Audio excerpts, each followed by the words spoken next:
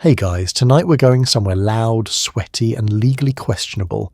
The underground world of 90s rave culture. Not the Instagram-filtered flower crown mainstage version you see repackaged on festival posters today. I mean the real thing.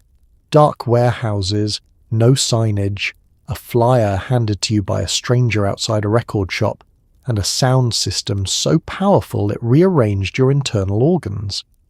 So before we get into it, take a moment to like the video and subscribe, but only if you genuinely enjoy what I do here. And a very sincere thank you to the viewer who suggested tonight's topic. You know who you are, and your taste is impeccable and slightly concerning. Comments like yours are genuinely what keep this channel going, so drop one below and tell me where you're tuning in from. We're also on Spotify now, so if you prefer listening with your eyes closed and your phone across the room, the link is in the description. Now dim the lights, pull the duvet up, switch on a fan for that white noise hum, and settle in. Have you ever wondered what actually happened at a rave in 1993? Did people sleep? Did they eat? What did you wear when the dress code was essentially just willing to sweat through it? How did anyone find these events before the internet? Who was watching the door, and what exactly were they watching for? Could you survive a weekend in a disused railway depot in Manchester with no water, no phone signal, and a DJ who hadn't slept since Thursday? And what exactly was happening to your body while the bass wobbled through the floor and into your spine? Congratulations! You've just woken up in 1992. You have a crumpled flyer in your jacket pocket, a cassette tape of something called hardcore in your hand, and absolutely no idea where you are. The sun is coming up. You're not sure you slept. Good luck. Before Spotify playlists and Instagram event pages, finding a rave required the navigational instincts of a Cold War spy and the social network of a very well-connected drug dealer. The flyer was everything. A small rectangle of photocopied cards, sometimes neon, sometimes barely legible, passed hand to hand through record shops, pub toilets, and the back pockets of people who seemed to know something you didn't. It contained almost no useful information. A time, usually something optimistic like from 11. A phone number you'd call after 10 p.m. for further details. A name, Fantasia, Helter Skelter, Rain Dance, that told you nothing about location except that it would be far away and involve a significant drive down an unlit B-road. Getting there was, in itself, a feat of collective intelligence that the internet has made completely obsolete. You got the flyer on a Thursday usually. Someone pressed it into your hand outside a record shop, or you found it tucked into a 12-inch you'd just bought, slipped between the sleeve and the inner paper like a secret. Sometimes they were stacked near the till in small piles that the shop owner technically hadn't noticed. Sometimes a friend of a friend passed one along with the instruction, "Tell no one who gave it to you," which was both thrilling and logistically unhelpful. The design was not sophisticated. Most flyers were produced on a photocopier that had seen better decades, reproduced in black and white or a single colour that had been chosen less for aesthetic reasons and more because it was the only cartridge available. The text was dense, promoter name, record label affiliations, DJs listed in a hierarchy that you either understood or didn't, and the graphic elements tended toward fractals, cartoon characters in various states of urgency, or abstract patterns that made more sense at the event than they did under a kitchen light on a Friday evening. Collecting flyers was, for some people, a serious hobby. There were those who kept them in folders, organised by date and promoter, as if archiving the evidence of a parallel history that nobody outside the scene would think to document. In retrospect, they were right. Those folders are now, in some cases, genuine historical records of a culture that generated almost no official paperwork. The distribution network was entirely human. There was no algorithm deciding who saw what. You got a flyer because you were in the right place, knew the right people, and gave off the correct impression of being someone who would appreciate it. This meant the scene had a natural self-selection mechanism. If you cared enough to find the information, you probably deserved to be there. If you weren't embedded in the network, you didn't hear about it. There was no accidental attendance. Nobody stumbled into an illegal rave in a Buckinghamshire field because it came up in their recommended events. The telephone number on the flyer was operational for a specific window, usually Saturday evening from around 9, and it changed between events. You called it, wrote down what you were told, and hoped the person who answered had been given the correct information by the person above them in the chain, who'd been given it by the person above them, and so on.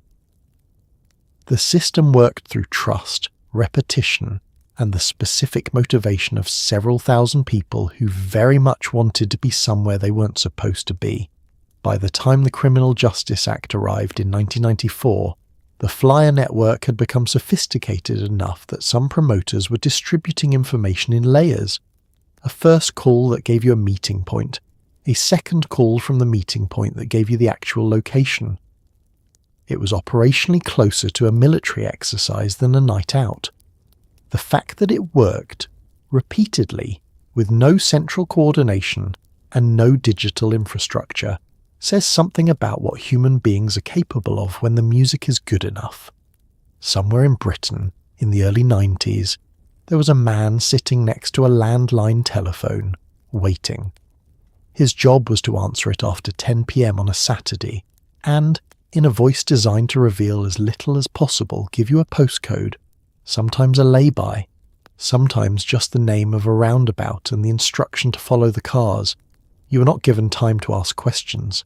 The call lasted approximately 25 seconds, during which you scribbled on whatever was nearest. A petrol receipt, your own hand, the back of the flyer you'd been carrying for 3 days, and then you hung up, looked at what you'd written, and drove into the dark hoping you'd heard correctly.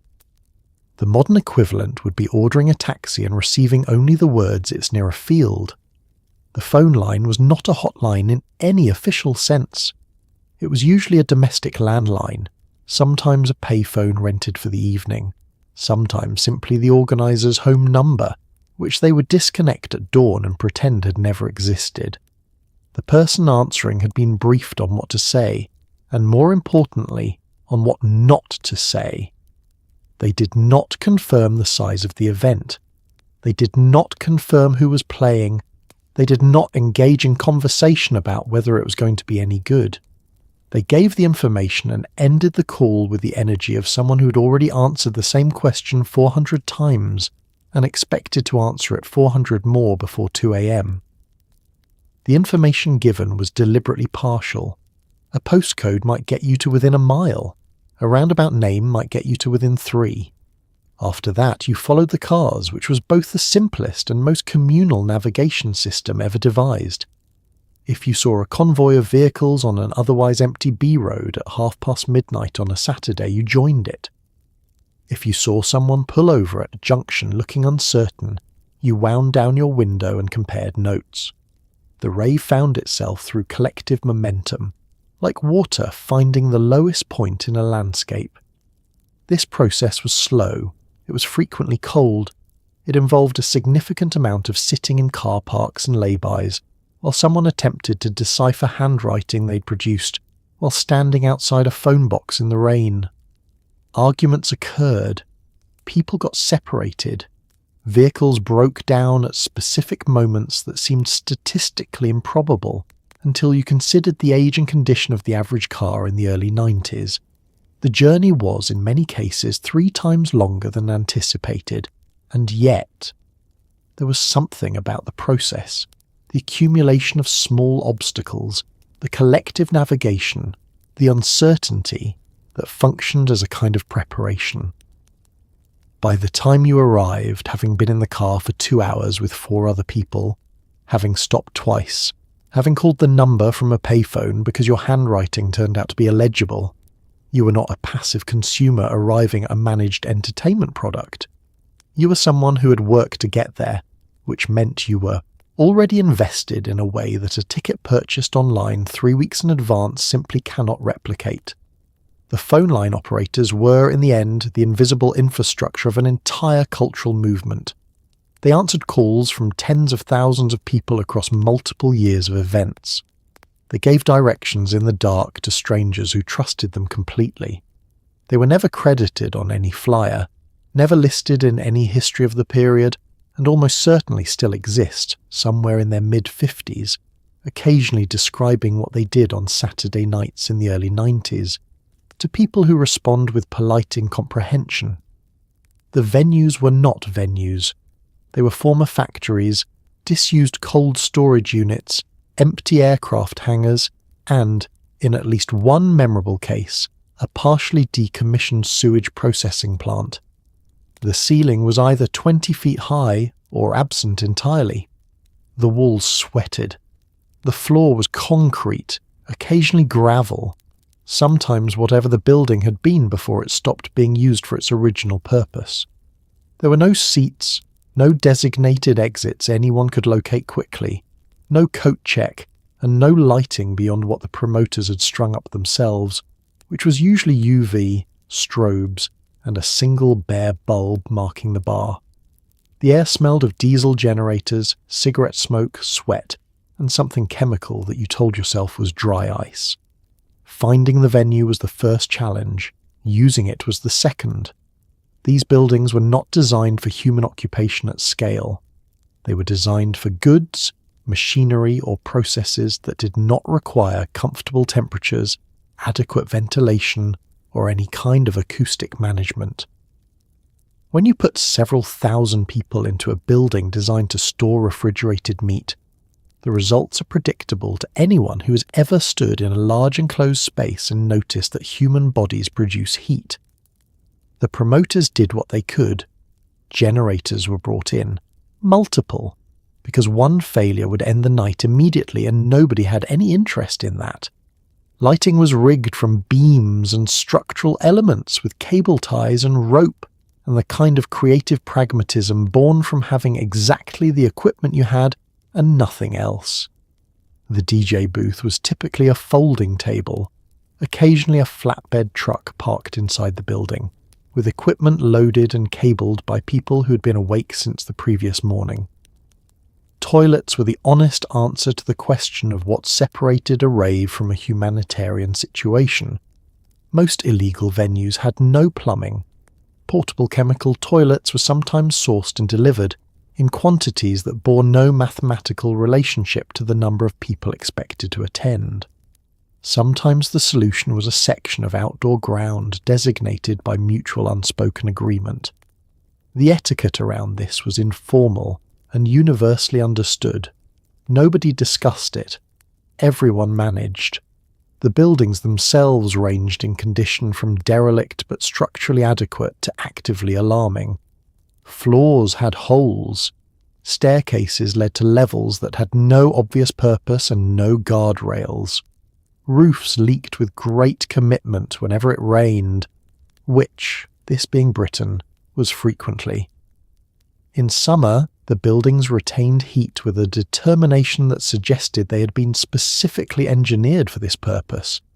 In winter, they retained cold with equal enthusiasm. The ambient temperature inside a warehouse rave in February was best described as marginal, warm near the speakers and the crowd, genuinely hostile 10 feet from either. None of this deterred anyone. This is perhaps the most important thing to understand about the venues.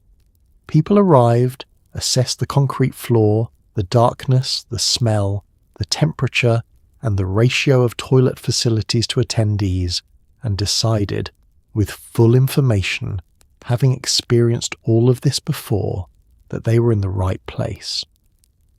The absence of comfort was not a flaw in the experience.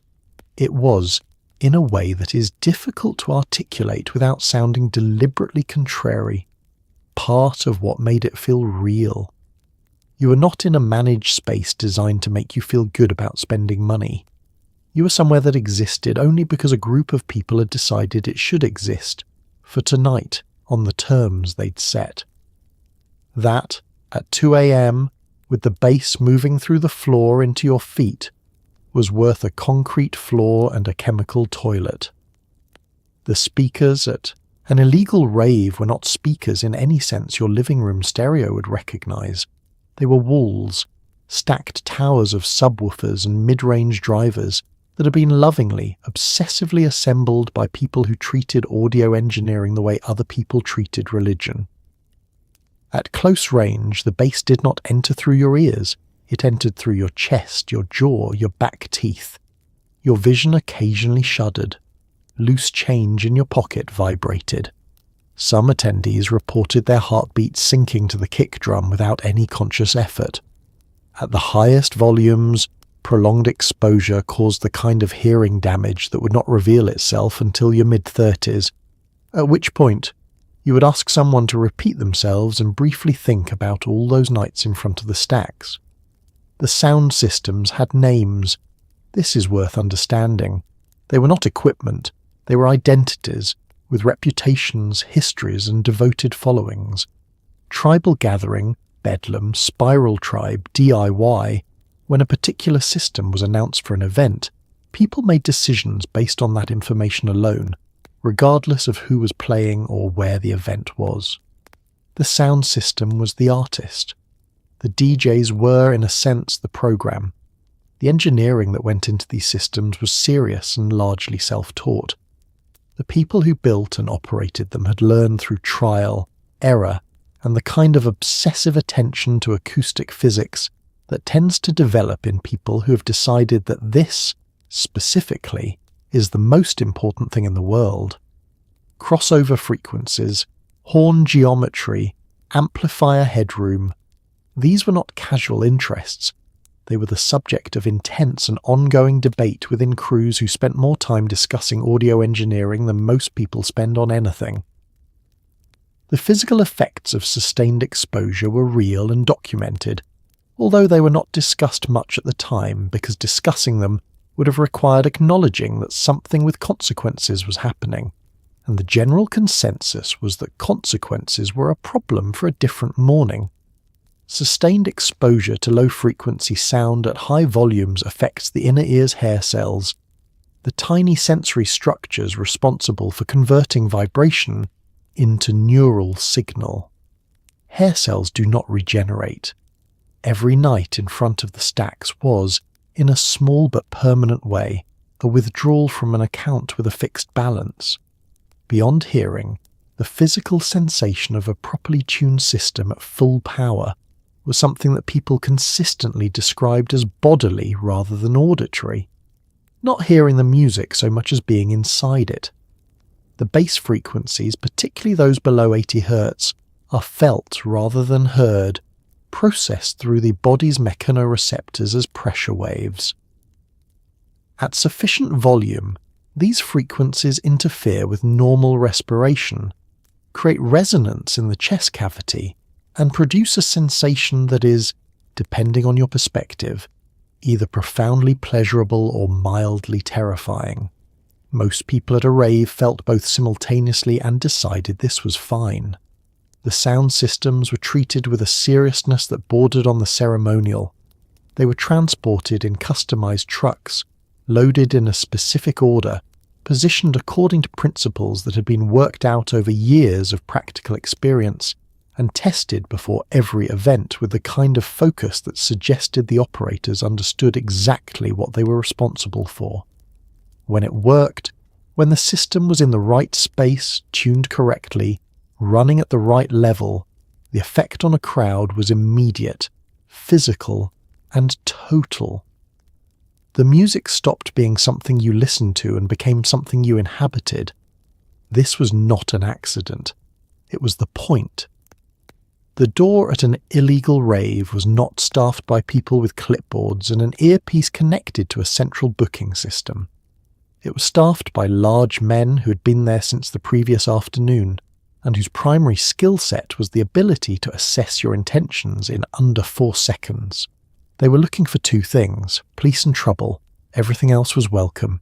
The entrance fee was collected in cash, obviously, and varied between £5 and £15 depending on the scale of the event and how many generators needed fueling. You received no ticket, no stamp, and no receipt.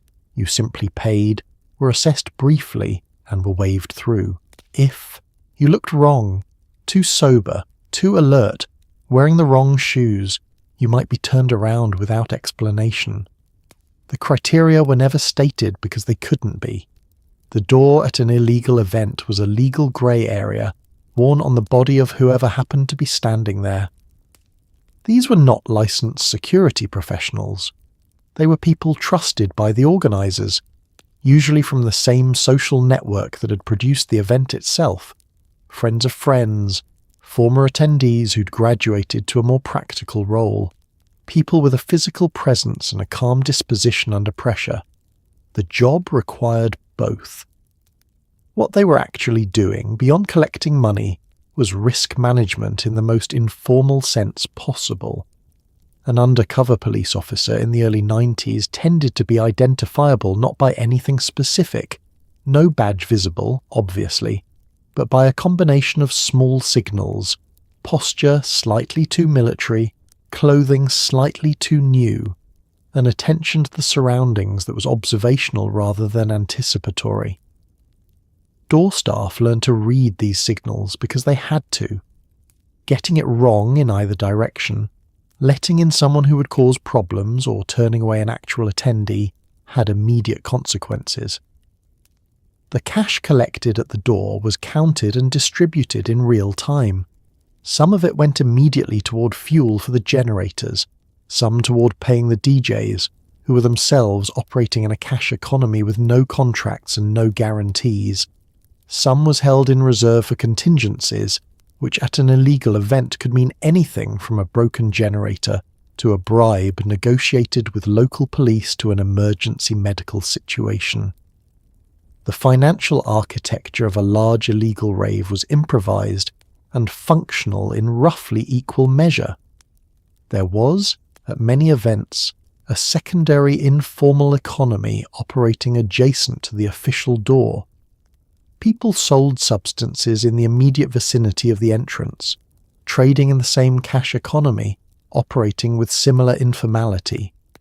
The relationship between this economy and the door staff was complicated by the obvious fact that removing it entirely was not within anyone's power, and attempting to do so aggressively would have created problems larger than those it solved. Most door staff operated a policy of strategic inattention to anything that was not their direct responsibility, which was the entrance. Everything else was someone else's problem. The door was also, in the most basic sense, the last point at which the event's character was shaped. Who came in determined what the night became. The people on the door understood this in a way that was intuitive rather than articulated. They were not curators in any formal sense, but their collective judgment, applied across hundreds of individual assessments over the course of an evening, produced a specific room with a specific quality of energy. That quality was rarely accidental. It was the result of people making fast, quiet decisions about who belonged and acting on them without explanation or appeal. At a large outdoor rave in the early 90s, water was not always available. This was not an oversight so much as a structural failure born from the speed at which these events were assembled. Promoters were focused on generators, sound, and not being shut down. The hydration logistics of 3,000 people dancing in a field was sometimes genuinely secondary. When water was available, it came from standpipes, barrels, or tap water sold in plastic cups at the bar alongside cans of warm red Stripe. By 2 a.m, the queue for anything non-alcoholic stretched back 40 feet. People drank from outdoor taps they found near the perimeter fence. Some drank nothing for 6 or 7 hours and discovered this fact only when they stopped dancing and noticed their mouth felt like dry carpet. The 90s rave scene would later become closely associated with a series of high-profile deaths, caused, in part, by dehydration. And the response from the establishment was not to improve access to water, but to question why people were dancing in warehouses at all. The problem was pharmacological as well as logistical. MDMA, the substance most commonly associated with the scene, affects the body's thermoregulation and suppresses the normal sensation of thirst, while simultaneously producing conditions, sustained physical exertion, elevated core temperature, dense crowding, that dramatically increase the need for fluid. The combination is straightforwardly dangerous, and it was understood to be dangerous by the people with relevant medical knowledge, who were not, for the most part, the people making decisions at events. Harm reduction organisations existed, but they existed at the margins, tolerated rather than supported, occasionally actively obstructed. The people who showed up at events with water, with information about safe use, with the capacity to intervene in medical emergencies, did so without official sanction, and frequently in the face of active hostility from authorities who felt that providing practical support for illegal events was indistinguishable from endorsing them. This was, to put it carefully, a failure of reasoning that cost lives. The bar economy at most events was not designed with welfare in mind. Alcohol was available, warm cans usually at a significant markup, because it was the obvious commercial product. Water, when sold, was sold at the same price point as alcohol, because it could be. In the logic of the informal cash economy that governed these events, water had no priority status. It was one product among several. The fact that it was the one product that people genuinely needed was noted by very few people in any position to do anything about it. Later in the decade, as the scene became more commercial and moved into licensed venues, the water situation improved, not because of any regulatory requirement, but because promoters with reputations to protect could not afford the consequences of a medical emergency in a venue with their name on the door. The free tap water, now standard in British nightclubs, a legal requirement since 2010, is traceable in a direct line to the deaths and near-deaths of the 90s scene, and the sustained advocacy of harm reduction organisations who spent years arguing that the problem was structural, not individual. They were eventually heard. In the meantime, people carried their own. Word spread through social networks, not digital, but human, about which events had water and which did not, which promoters had thought about this and which hadn't. A bottle of water in your bag became as standard as a lighter. The preparation required to attend a rave safely became, gradually, collective knowledge passed between people who cared about each other surviving the night. Which is to say, the community built the infrastructure the official world refused to provide, because that is what communities do, and because there was no alternative. MDMA arrived in British rave culture, like something between a revelation and a disaster in slow motion. In the late 80s and early 90s, it was referred to in various coded terms, a tablet, a Dove, a Mitsubishi, and was sold in venues, in car parks, in queues, by people who ranged from quietly entrepreneurial to actively dangerous. The drug itself genuinely altered how thousands of people experience music, community, and each other. It also occasionally killed them, not always from the drug itself, but from the combination of sustained physical exertion, heat, inadequate water, and a complete absence of medical support at most events. The official response to this public health crisis was not harm reduction. It was criminalisation, panic, and a series of newspaper front pages that managed to be both alarmist and almost entirely uninformative at the same time. The pharmacology of MDMA is not especially complicated by the standards of psychoactive substances. It produces a release of serotonin, dopamine, and noradrenaline in the brain, resulting in elevated mood, heightened sensory experience, increased empathy and sociability, and a physical energy that can sustain dancing for several hours without the body producing a normal fatigue signal. It also raises core body temperature, suppresses thirst, and in high doses or repeated use can produce effects on serotonin-producing neurons that may have lasting consequences. The science was known, at least in outline, to researchers who had been studying it since the 70s. It was not considered relevant by tabloid editors, who preferred the simpler narrative. What the drug did to the social atmosphere of the rave was genuine and significant, and genuinely difficult to explain to anyone who wasn't there. The characteristic emotional openness it produced, the dissolution of ordinary social reserve, the tendency to strike up conversations with strangers, to feel warmly toward people you had never met, created a social environment that was unusual in British public life, which is not normally distinguished by its enthusiasm for emotional disclosure among strangers. People described it as feeling, temporarily, as though the usual barriers between people had simply become unnecessary. This was, in retrospect, partly chemical and partly contextual. The music, the darkness, the shared experience, the mutual decision to be somewhere unusual together all contributed. The supply chain was entirely unregulated, which meant that what was sold as MDMA was not always MDMA, or was MDMA cut with other substances of varying toxicity, or was MDMA in doses that bore no relationship to any assessed safe level. The people selling it had no quality control capacity and no liability. The people buying it had no testing capacity and no recourse. The harm that resulted from adulteration, from substances sold as one thing and containing another, was real, and it was entirely a consequence of prohibition rather than of the drug itself. This was argued, clearly and with evidence, by harm reduction advocates throughout the period. It was not the argument that shaped policy.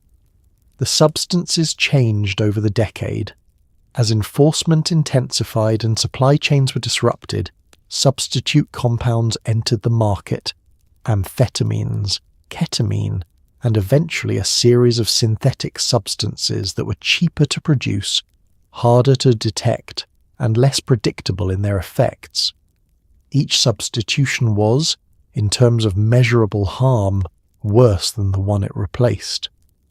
This pattern, prohibition producing more dangerous markets rather than safer ones, has been documented across multiple countries, substances, and decades.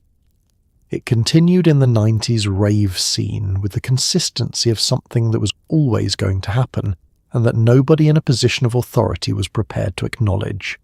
Imagine a building designed to store goods, not people. Now put 3,000 people inside it. Now add 4 generators running at full power, a lighting rig, and a sound system producing enough thermal output to warm a small home. Give nobody a bottle of water, remove every window, turn the music up to levels that prevent normal conversation. The temperature inside a large illegal rave at peak capacity could reach levels that would, in any other context, constitute an emergency. People danced in it anyway. They removed layers one by one, jackets, long-sleeve tops, anything that could be tied around a waist, and kept going, because the alternative was to stop, and stopping felt impossible when the music was doing what it was doing. Heat stroke was not uncommon. It was often misread as something else entirely. The thermal dynamics of a warehouse at capacity are not complicated. Human bodies produce heat continuously, roughly 80 watts at rest, several times that during sustained physical exertion. Multiply this by 3,000 people, add the thermal output of high-wattage lighting and generator-driven amplification equipment, enclose the whole system in an insulated metal or brick structure with no ventilation design, and you have built, inadvertently, an extremely effective oven. The temperature differential between the outside air and the inside of a popular warehouse at 2 a.m. could be 15 to 20 degrees. In winter, this was occasionally pleasant. In summer, it was something else. The body's response to sustained heat stress follows a predictable progression that most people attending raves in the 90s had never been formally taught to recognize. First, sweating increases. Then the heart rate elevates to move blood toward the skin surface for cooling. Then, if the cooling mechanism is overwhelmed, by ambient temperature, dehydration, or a drug that impairs thermoregulation, core body temperature begins to rise. Heat exhaustion presents as weakness, nausea, and disorientation. Left untreated, it progresses to heat stroke, which involves a core temperature above 40 degrees and carries a mortality risk that increases rapidly with delay in treatment. The challenge was that several of these symptoms were difficult to distinguish in a dark warehouse at 2 a.m. from the normal experience of being at a rave. Disorientation was common, elevated heart rate was universal. Someone sitting down against a wall was either resting or in serious trouble, and telling the difference required proximity, attention, and the kind of medical knowledge that was not widely distributed among the crowd. The people who developed the skills to make these assessments, the medics who attended events, the experienced attendees who learned what to look for, were operating without any formal support structure. The venues that survived multiple events developed informal protocols. The identification of a chill-out room, a separate space away from the dance floor and the generators, with lower temperature and, if the promoters had planned carefully, access to water. The chill-out room became a fixture of the scene, a space with different music, lower volume, mattresses or cushions on the floor, and an ambient temperature that permitted the body to do what it needed to do. It was not a medical facility. It was not staffed by anyone with clinical training, but it worked in the sense that it created conditions in which people could recover from the heat rather than continue accumulating it, and that distinction mattered more than any formal intervention. In the early 90s, before the Criminal Justice and Public Order Act of 1994 made the whole enterprise significantly more legally complicated, the police response to raves was inconsistent in ways that would be almost charming if people hadn't occasionally been hurt. Sometimes they arrived in force and shut everything down within an hour. Sometimes they showed up, assessed the crowd, and quietly withdrew to the perimeter. A tacit acknowledgement that dispersing 3,000 people onto rural B roads at 2 a.m. might create more problems than it solved. Sometimes they negotiated directly with organisers, asking for the music to stop at a certain hour in exchange for being left alone until then. The crowd always knew when they'd arrived. Word moved through a warehouse faster than anything else. People reacted differently. Some left immediately, some moved toward the exits, some simply kept dancing, operating on the working theory that if you were still moving, technically nothing was happening. The police response to the rave scene was shaped by a genuine operational problem that had no clean solution. The events were large, increasingly so. By the early 90s, major events were attracting crowds that would strain the resources of most regional police forces.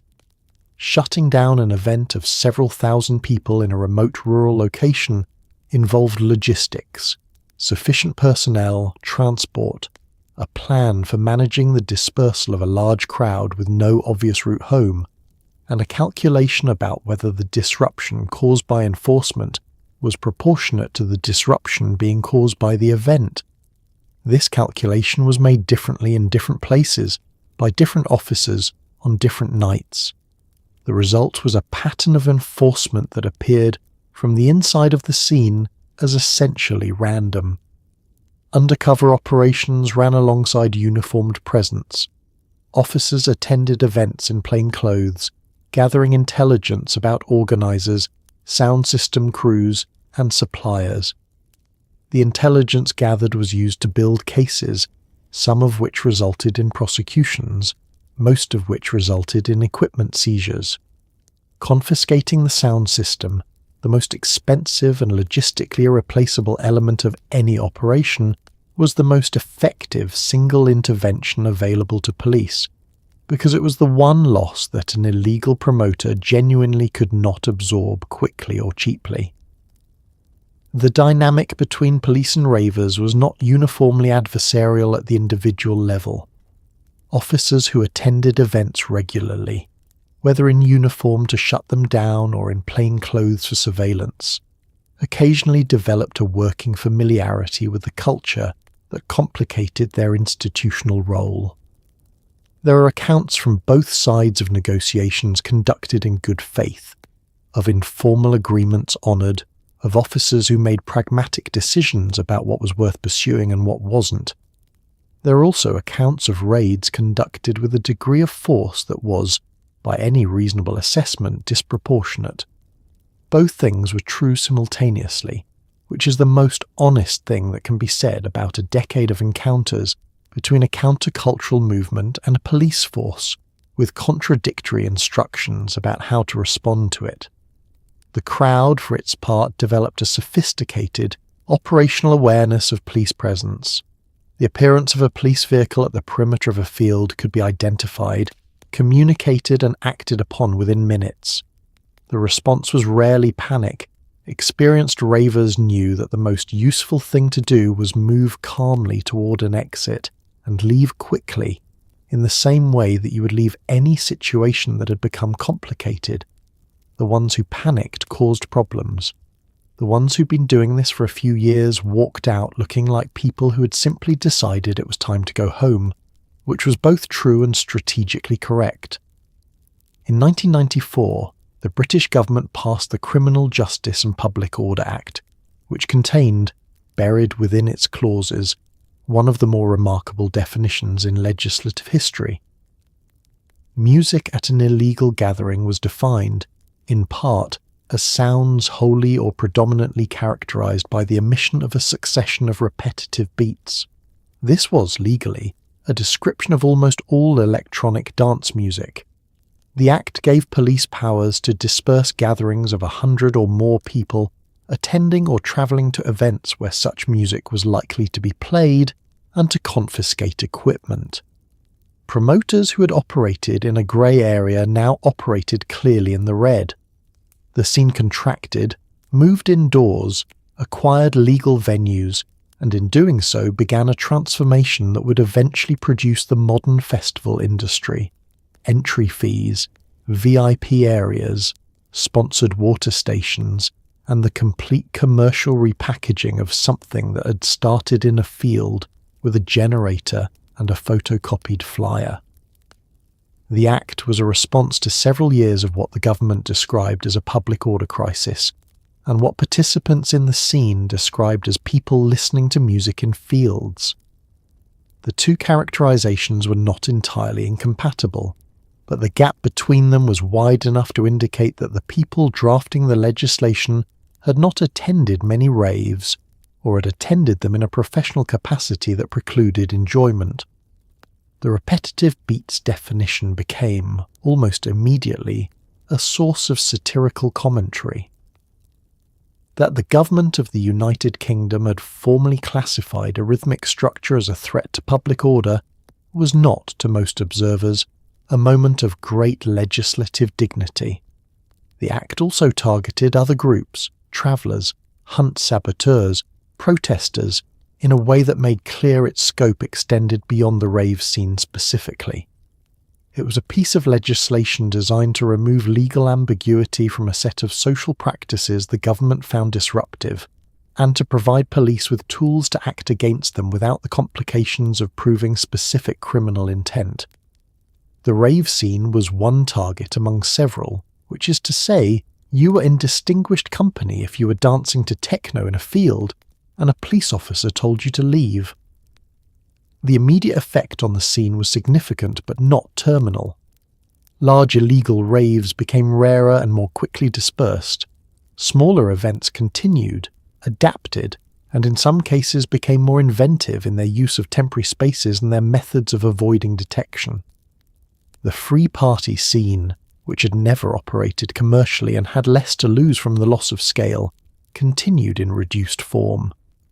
The commercial scene moved almost entirely into licensed venues. What the Act could not legislate was the music itself, which continued to evolve, to be produced, to be sold in record shops, and to be played in an increasing number of legitimate venues. The clubs that opened in the mid-90s, and there were many, filling a gap in the market created by the compression of the illegal scene, were, in a direct sense, the commercial beneficiaries of a piece of legislation that had been intended to suppress the culture. The dance music industry that emerged from this transition was worth, within a decade, several billion pounds annually. The government had criminalised a succession of repetitive beats and produced a global entertainment sector. This was not entirely what they had planned. Behind every illegal rave was a person or a small group of people who had spent weeks sourcing generators, negotiating with landowners, hiring sound systems, printing flyers, and managing a phone line that they would operate personally from their kitchen floor after 10 p.m. on a Saturday night. These were not corporations. They were, more often than not, people in their early 20s who had attended enough events to believe they could run one, and who discovered almost immediately that the margin between a successful rave and a financial catastrophe was approximately the difference between good weather and a police presence at 11:30. The financial model was entirely cash-in, and expenses generators alone could cost thousands for a single night had to be paid regardless of attendance. If the police shut the event down at midnight, there was no refund, no insurance claim, and no one to appeal to. The promoter was, in practice, several jobs performed simultaneously by people who had no formal training in any of them. They were event producers, logistics coordinators, financial managers, security consultants, and crisis communicators, all operating without contracts, without insurance, and without the ability to seek professional advice from anyone with relevant experience. Because the relevant experience was entirely contained within a community that had no formal structure for transmitting it. You learned by doing it, which meant you learned by getting things wrong at scale, in front of several thousand people, with your own money at risk. The financial exposure was real and frequently ruinous. A generator hire for a large event could cost £2,000 or more. Sound system hire, if you weren't operating your own, added several thousand more. Flyer printing, phone line rental, site preparation, security. The costs accumulated in a column that had to be covered by cash taken at the door on a single night, against an attendance figure that could not be predicted with any reliability. If it rained heavily in the southeast on a Saturday in August, attendance at an outdoor event dropped by a percentage that could tip the whole enterprise into loss. The rain didn't care about your generator invoice. Some promoters were scrupulous about paying everyone involved. Others were not. The cash economy that made the events possible also made it straightforward to disappear with the door money if things went wrong, which created a culture of reputation dependence. DJs, sound system operators, and security staff quickly learned whose word was reliable and whose was contingent on how the night went. A promoter who paid in full, on time, regardless of attendance, built a reputation that opened doors. One who didn't found themselves unable to book anyone worth booking within a surprisingly short radius. The legal risk was not evenly distributed.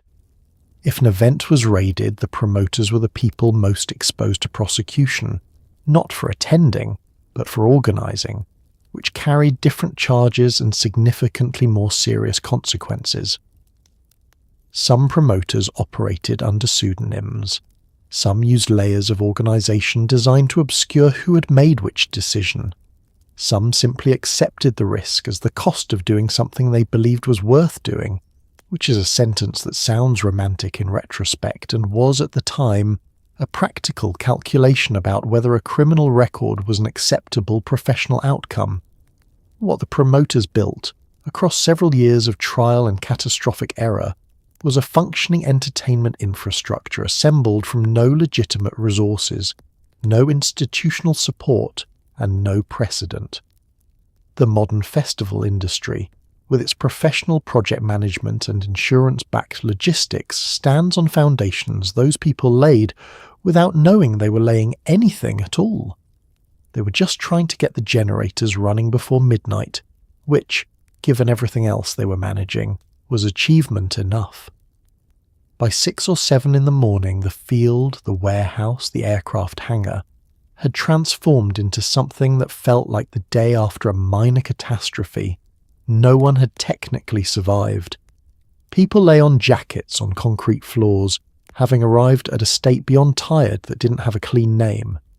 Some were trying to sleep, some were staring at walls, some were sitting in groups having conversations that felt, in the moment, like the most important conversations ever held, and which would prove, in daylight, to have been about nothing in particular.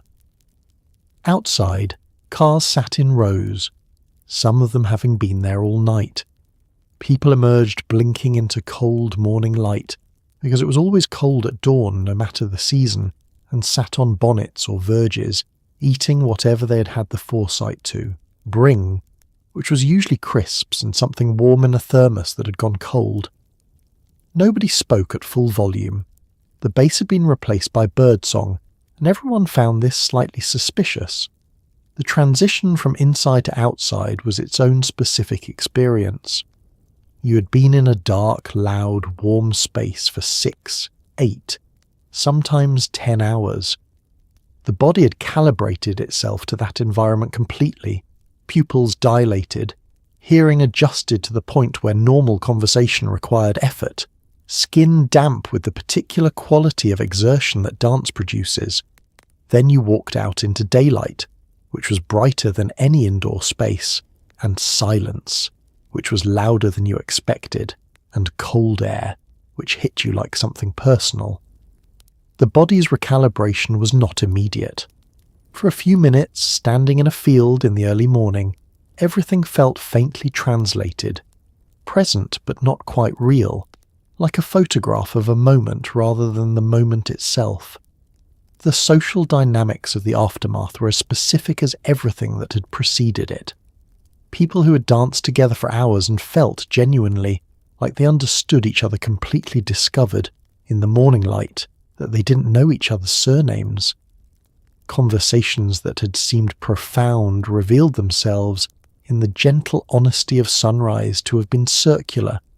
The emotional openness that the night had produced, the drug-assisted dissolution of ordinary British Reserve, was still present, but dimming, retreating like a tide, leaving the usual social furniture of ordinary life slowly reasserting itself. Food was the first practical priority for anyone capable of thinking about practical things.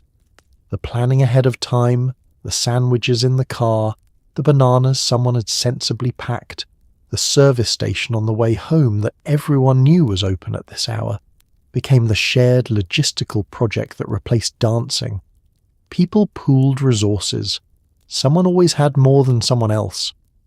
The redistribution of warm food in a car park at 7 in the morning is, by almost any measure, a genuine act of community, and it happened at the end of almost every event.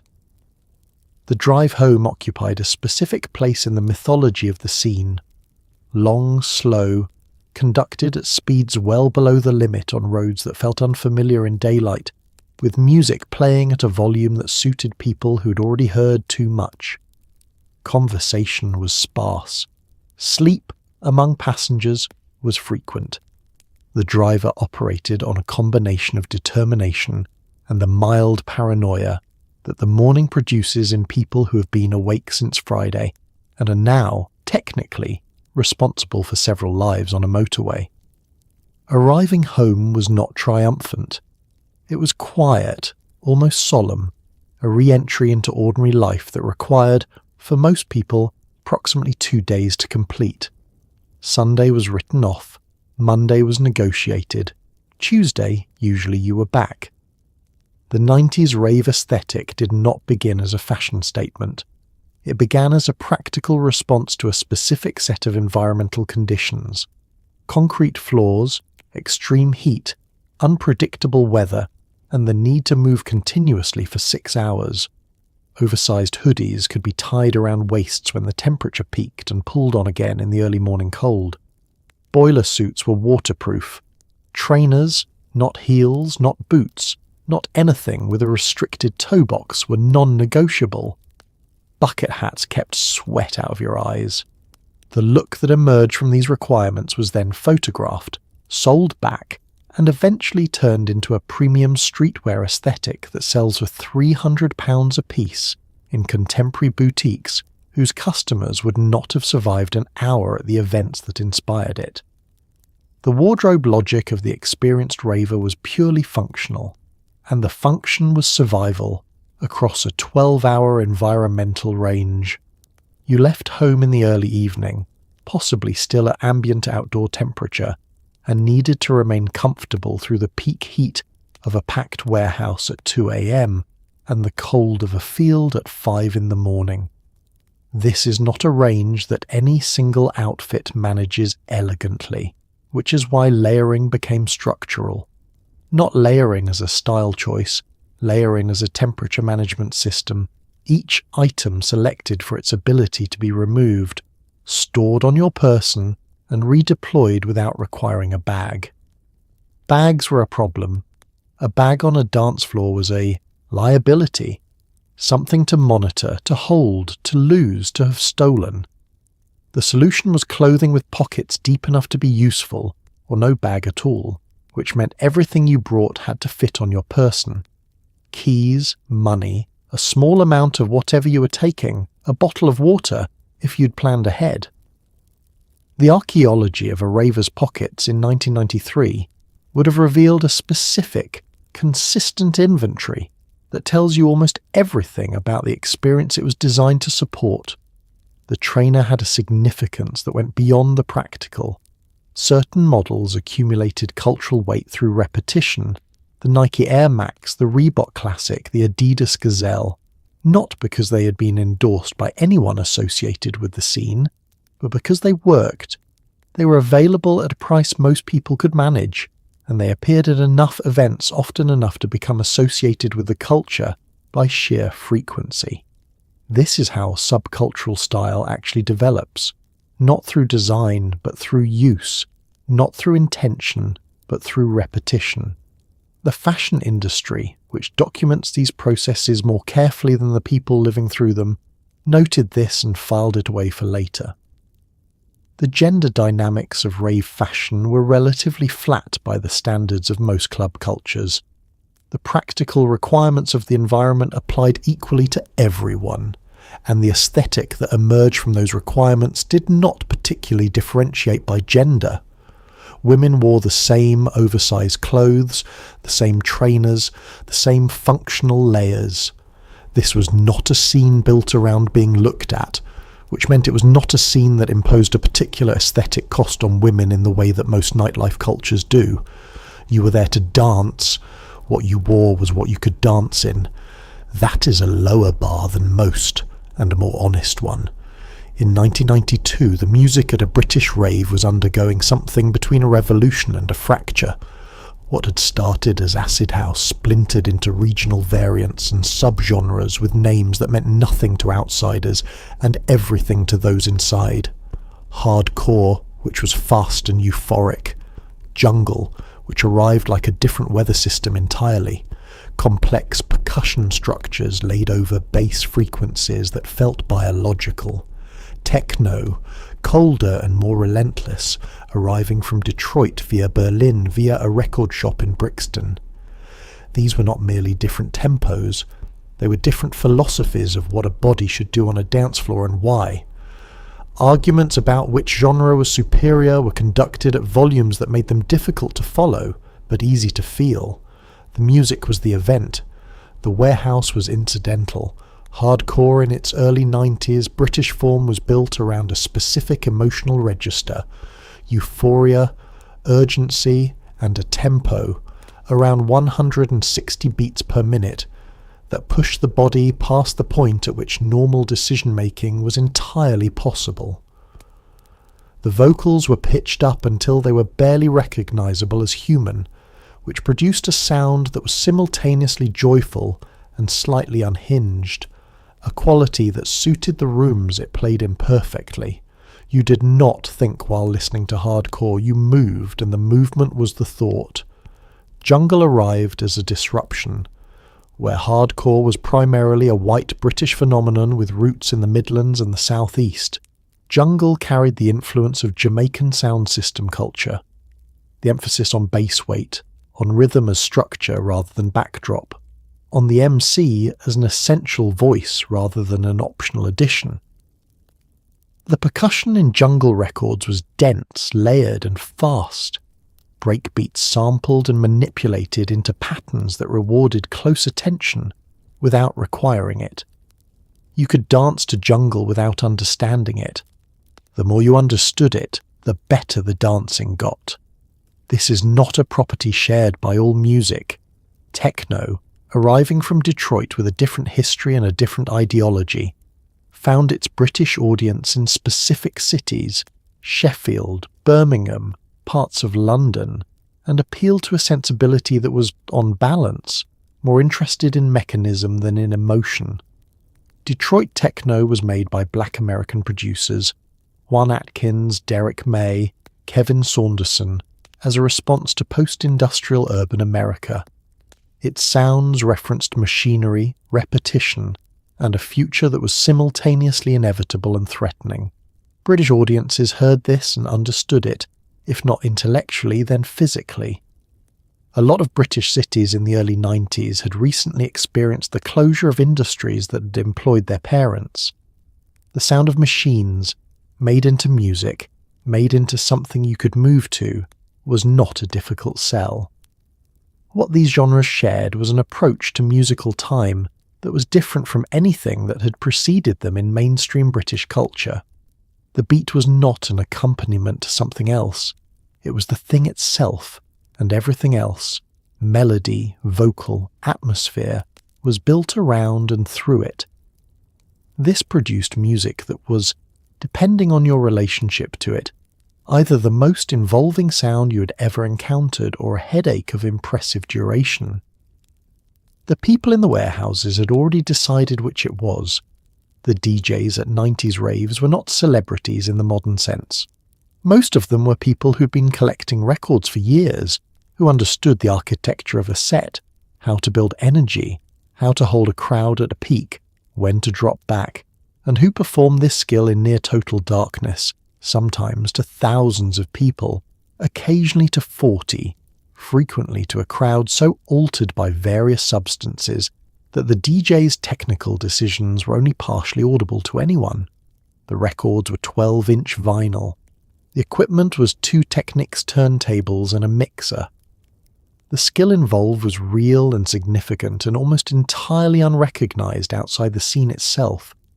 Some of the DJs who built their reputations in fields and warehouses between 1989 and 1994 are now regarded as among the most influential figures in the history of popular music. At the time, the tabloid press described them as the people responsible for corrupting British youth. The technical foundation of DJing, beat matching, the process of aligning the tempo of 2 records so that the transition between them is seamless, is not complicated to describe and is extremely difficult to do well under pressure in a dark room with a crowd in front of you and a limited selection of records that will actually work in sequence. You listen to the incoming record through headphones while the outgoing record plays through the speakers, adjust the pitch control until the tempos align, and blend the 2 together at a moment chosen to maximize the crowd's response. This process, performed correctly, is inaudible. The crowd does not hear the join.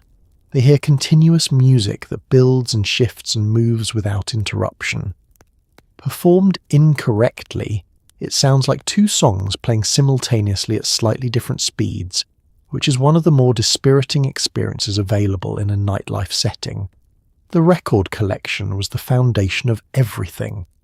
DJs spent a significant portion of their income and a structurally disproportionate share of their time acquiring, cataloguing and listening to records in shops, at pressing plants, from distributors, from other DJs, through import networks that brought American and European releases into the country before they appeared in mainstream retail.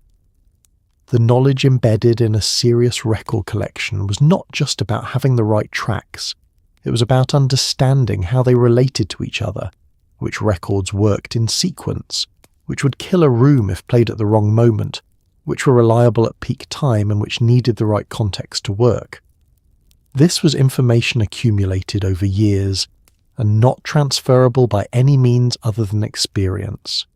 The DJ booth at an illegal event was whatever space had been cleared for the purpose, often a folding table with a sheet of plywood on top to reduce vibration, positioned somewhere between the speakers so that the DJ could hear the room and the room could feel the booth as a focal point. There were no stage lights illuminating the performer, no visible countdown to their set, no announcement beyond whatever the MC chose to make. The DJ arrived, set up, played and left, usually having been paid in cash counted out in a back room with the generator still running. The set might last 2 hours or 6, depending on how the night was going, who else was playing, and whether the police had arrived yet. The relationship between a DJ and a room, the real-time adjustment of musical decisions in response to what a crowd was doing, is the skill that is most difficult to teach and most significant in practice.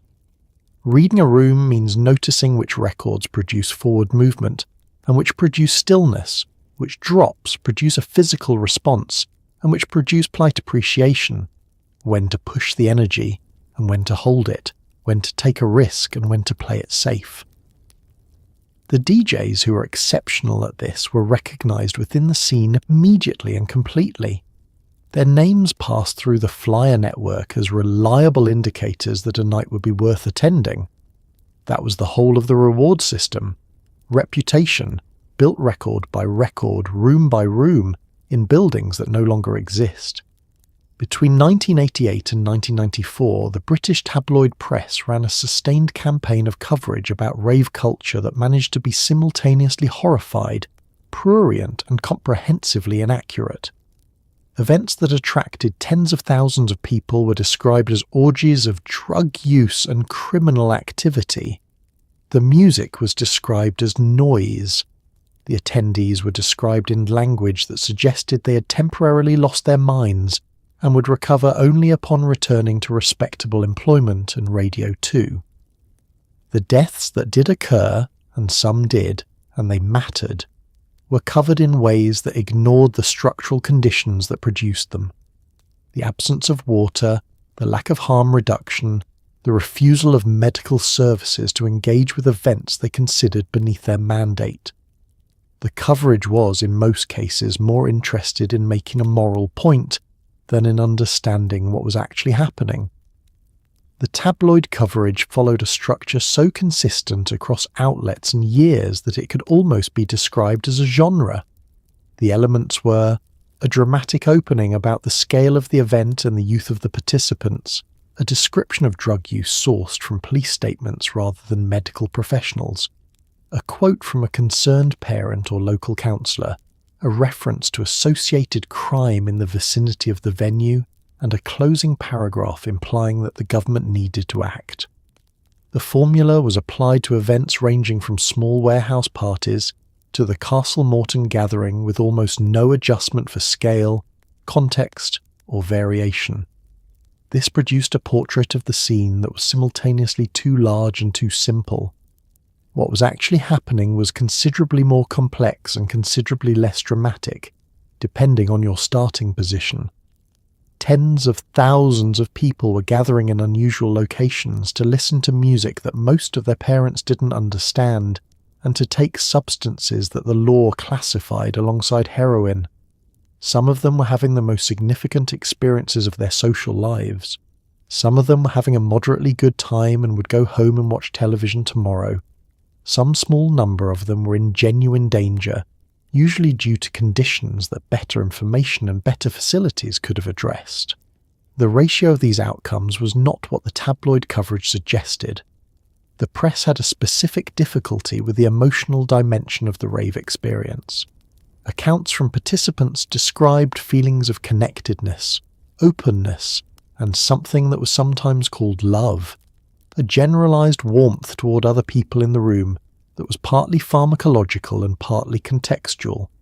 This was reported as evidence of impaired judgment rather than as a description of a genuine social experience, because the possibility that a large gathering of people might produce feelings of community and shared humanity was, apparently, less available as a narrative than the possibility that they had all been drugged into dangerous compliance. The distinction between these two framings is not trivial. The reporting also had consequences. The moral panic generated by sustained tabloid coverage created the political conditions for the Criminal Justice Act, which restructured the legal landscape in ways that affected not only ravers, but travellers, protesters, and anyone else who gathered in ways the government found inconvenient. The press did not intend to produce a piece of legislation targeting multiple minority communities. But intent and outcome are different things, and the outcome of years of hysterical coverage was a government with a mandate to act, a definition of problematic music written into law, and a cultural movement that spent the following decade finding new ways to exist in a landscape that had been redesigned specifically to make existence difficult. By the early 90s, two distinct versions of rave culture had begun to separate from each other along ideological and financial lines.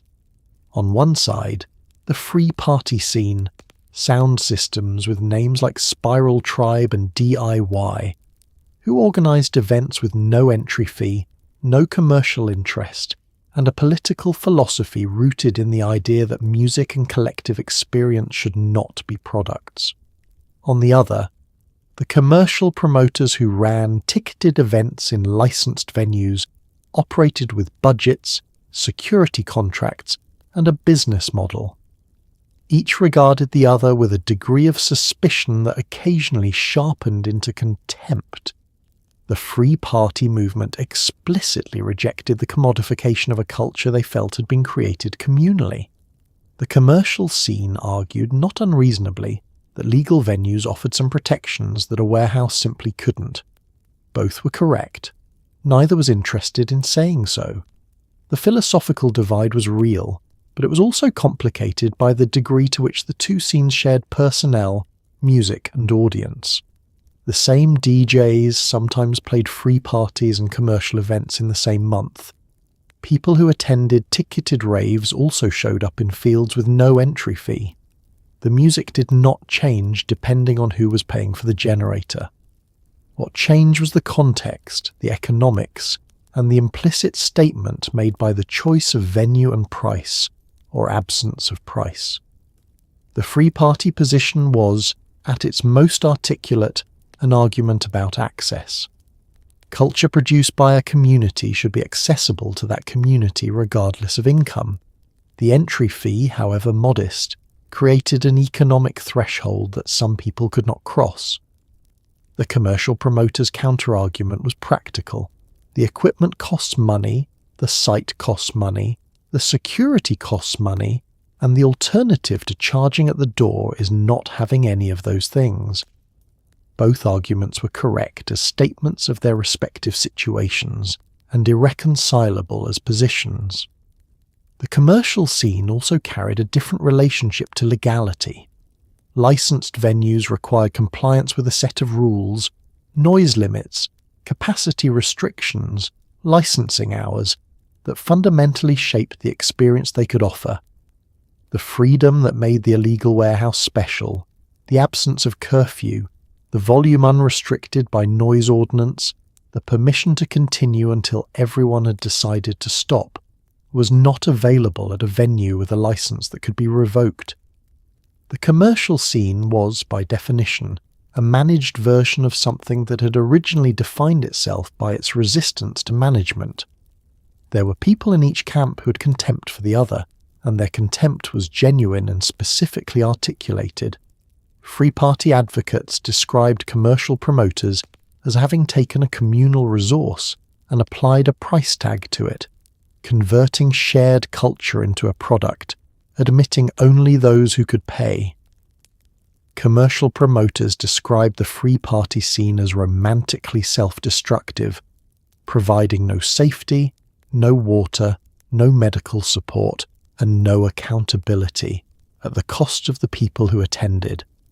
The middle ground between these positions, which would eventually produce harm reduction organisations, better regulated licensed venues, and a commercial festival industry with at least nominal welfare provisions, was arrived at slowly, through argument, loss, and the eventual recognition that being right about principles did not protect people from practical harm. The rural rave created a particular kind of chaos that urban venues at least partially avoided. A large illegal gathering in a field in the English countryside at 2 a.m. on a Saturday produced specific logistical problems, local residents who objected loudly and promptly, roads that were not designed to handle traffic volumes of several thousand vehicles, noise that carried for miles across open ground, and, occasionally, damage to farmland that generated legal claims which would take years to resolve. The relationship between rave culture and rural England was not harmonious. Farmers returned to their land on Sunday mornings to find tyre tracks across their fields, empty canisters of nitrous oxide in their hedgerows, and the lingering smell of diesel and cigarette smoke hanging over ground they intended to use for something agricultural. Some of them were furious. A small number, it has to be said, were not entirely unsympathetic. The countryside appealed to promoters for reasons that were primarily practical. Rural sites offered scale, the physical space to accommodate tens of thousands of people without the complications of urban density. There were no neighbouring buildings close enough to register the sound as an immediate problem.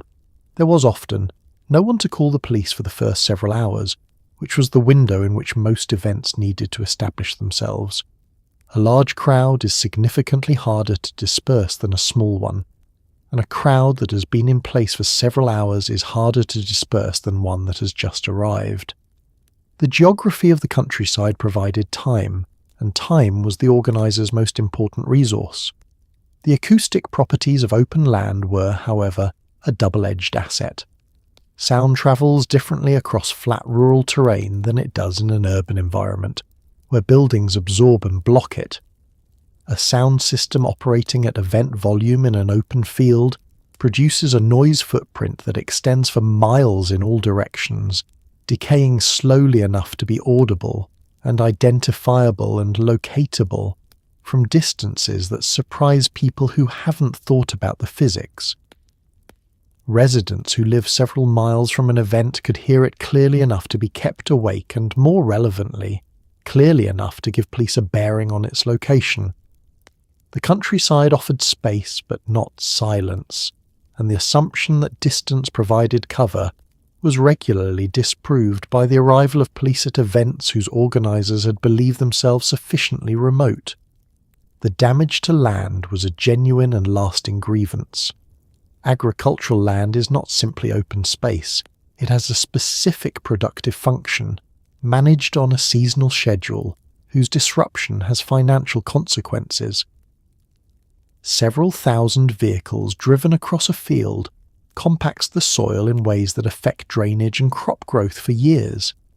Heavy equipment, generators, speaker towers, the vehicles that transported them, caused structural damage to ground that farmers had invested in maintaining. The legal recourse available to affected landowners was real but slow. Identifying organisers, establishing damages, pursuing claims through courts that had limited experience of this category of dispute. Most claims settled slowly, if at all, and the practical experience of the affected farmers was that they had sustained real loss with limited remedy. The communities surrounding rural rave sites were not, as a rule, the target audience for the events that appeared in their fields overnight. The culture gap this produced, between people who had chosen to live in the countryside for its quiet and people who had driven 3 hours to a field specifically for its noise, was wide and not easily bridged by good intentions on either side. The ravers, for the most part, were not thinking about the residents. The residents, for the most part, were not thinking about why the ravers needed somewhere to go. These were parallel worlds that intersected badly and briefly, usually between midnight and dawn on a Saturday, with no shared framework for resolving the collision. The 90s rave scene produced at its peak a documented series of deaths that were used, with varying degrees of accuracy, to justify the legislation that followed. The real number of people who suffered lasting harm, hearing damage, cardiac events, long-term mental health effects attributed in part to sustained MDMA use, and the psychological aftermath of experiences that had no framework for processing was never formally counted. Harm reduction as a concept barely existed in official discourse. The organisations that tried to do this work, handing out water, testing substances, providing medical support at events, were sometimes treated by authorities as enablers rather than as the only adults in the room. The people who suffered were not statistics at the time. They were regulars, known faces, people whose absence from the following week's event was noticed before it was understood. The deaths that received public attention were almost always described in terms of the substances involved, because this framing was available, legible, and served the purposes of the moral panic the tabloid press was constructing. What this framing obscured was the degree to which the deaths were produced by conditions rather than simply by substances. A person who takes MDMA in a cool room with access to water and a medical professional within calling distance is in a fundamentally different situation from a person who takes the same substance in a building with no ventilation, no water, and no one present with any medical training. The substance was the same. The risk was not. The harm reduction movement, embodied in organisations like the Rave Aid Collective and, later, more formally structured services, understood this distinction from early in the decade and argued for it consistently and largely without institutional support. Their position was that people were going to attend these events regardless of their legal status, and that the practical question was therefore not how to prevent attendance, but how to make attendance safer. This position was characterised by government and press as irresponsible, on the grounds that acknowledging that people took drugs was equivalent to endorsing drug use. The distinction between acknowledging a behaviour and endorsing it is not a complicated one, but it was, in this context, politically inconvenient. The hearing damage accumulated across the decade is not, for the most part, visible in any record. It lives in the audiologist's notes of people now in their 50s who present with high-frequency hearing loss, consistent with prolonged noise exposure, who describe a period of regular attendance at events where the volume was, by any clinical measure, damaging. Tinnitus, the persistent ringing that follows noise exposure, is reported by a significant proportion of people who attended events regularly in this period. It is not counted in any casualty statistics. It is simply present, a permanent background frequency, a reminder that the body keeps an accurate record even when the official one does not. The mental health effects are harder to measure and more contested. MDMA's action on serotonin systems, specifically its potential to affect the density and function of serotonin receptors with repeated heavy use, was understood in outline by researchers during the period, although the clinical significance of this effect in humans remains a subject of ongoing investigation. What is less contested is that some people who used heavily during this period experienced lasting changes to their mood regulation, their capacity for pleasure, and their emotional resilience. They describe this in interviews and memoirs with a consistency that suggests a real phenomenon, whatever its precise neurological basis. They were not warned. The information that existed was not available to them in any form that would have been useful, because the official position was that the substance was dangerous and should not be taken, which is not harm reduction advice. The second Summer of Love, 1988, the year Acid House arrived in Britain at Volume the End, is remembered with a warmth that occasionally obscures how genuinely strange it was. An entire generation encountered, in a very short window, a combination of new music, new substances, and new social environments that dissolved the usual codes of British public behaviour with remarkable speed. People who had spent their entire lives not talking to strangers found themselves in fields talking to strangers. People who had never danced outside a school disco found themselves dancing for 6 hours without particularly intending to. The experience was frequently described in retrospect as transcendent. At the time, it was described by its participants as simply the best night they had ever had, which is perhaps the same thing in different language. Acid house had arrived in Britain via Chicago and New York, carried by DJs who had heard it in American clubs and brought the records back in their luggage, along with a description of what it did to a room that was, to British ears, implausible until they heard it for themselves. The music was built around the Roland TB-303 bass synthesizer, a machine originally designed to simulate bass guitar used for that purpose briefly, then abandoned in second-hand shops at low prices because it didn't do what it was supposed to do. What it did do, when manipulated in the specific ways Chicago producers discovered, was produce a sound that had no precedent and a physical effect on a body, in a room that was immediate, visceral, and extremely difficult to explain to someone who hadn't experienced it. People tried anyway. Most of their explanations began with a disclaimer that words were insufficient and ended with an invitation to come and hear for themselves. What 1988 provided, beyond the music and the substances, was a social space that most of its participants had not encountered before. British nightlife in the preceding decade had been organised around a set of codes about appearance, status, gender, sexuality, social background that determined who was welcome where and what was expected of them. The rave, in its early form, dissolved most of these codes without announcing that it was doing so. The darkness helped. The volume helped. It eliminated conversation, and therefore the social sorting that conversation performs. The drug helped by producing a warmth toward other people that made status distinctions feel, temporarily, beside the point. The result was a social environment that felt, to many people experiencing it for the first time, like an absence of the usual constraints rather than the presence of new ones. The summer of '88 was not, of course, a utopia. The events had organisers with commercial interests, a drug supply with its own hierarchies and dangers, and an audience that was, in its demographics, considerably less diverse than its ideology suggested. The dissolving of social boundaries was real but incomplete, and the completeness with which it was dissolved depended significantly on who you were and what codes you had been navigating before you arrived.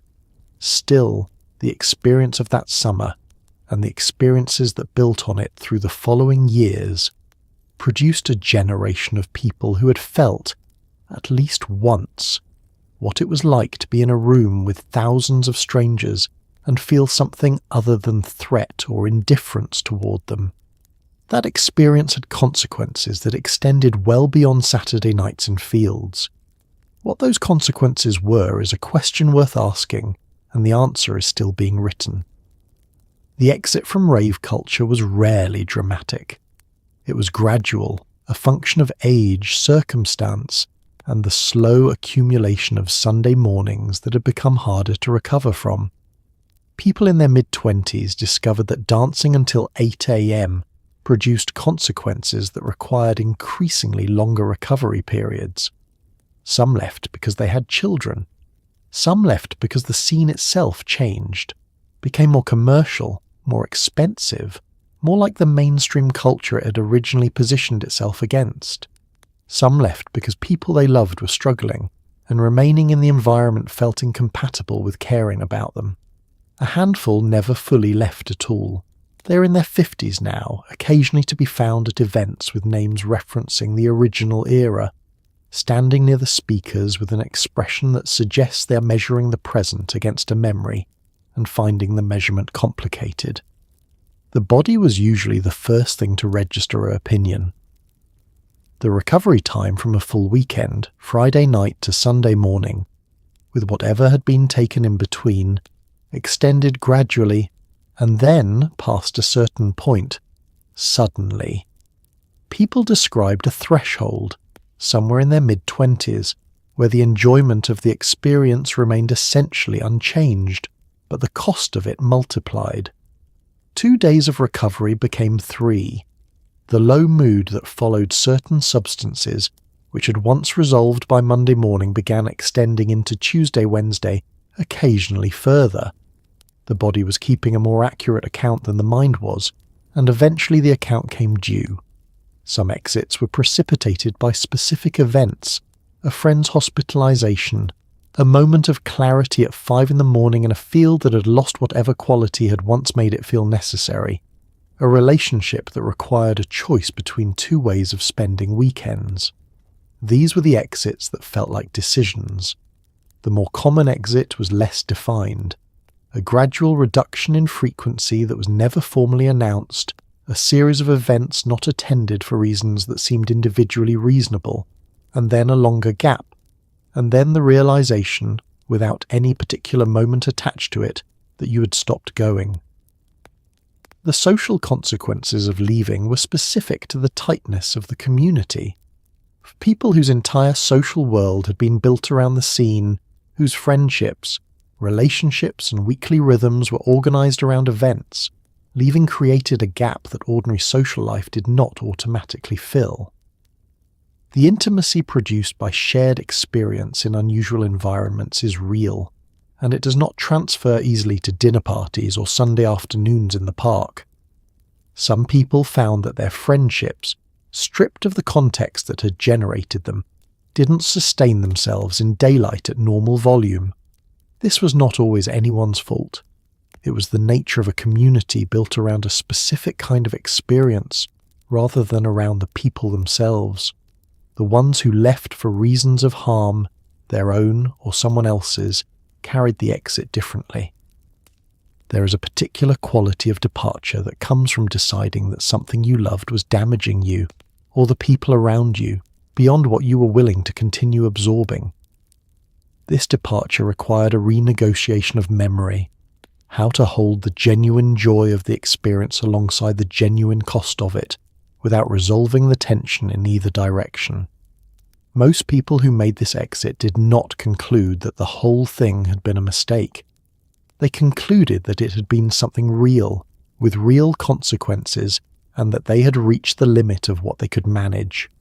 That is a more honest accounting than either the tabloid version or the nostalgia version, and it is the one that most people in private actually hold.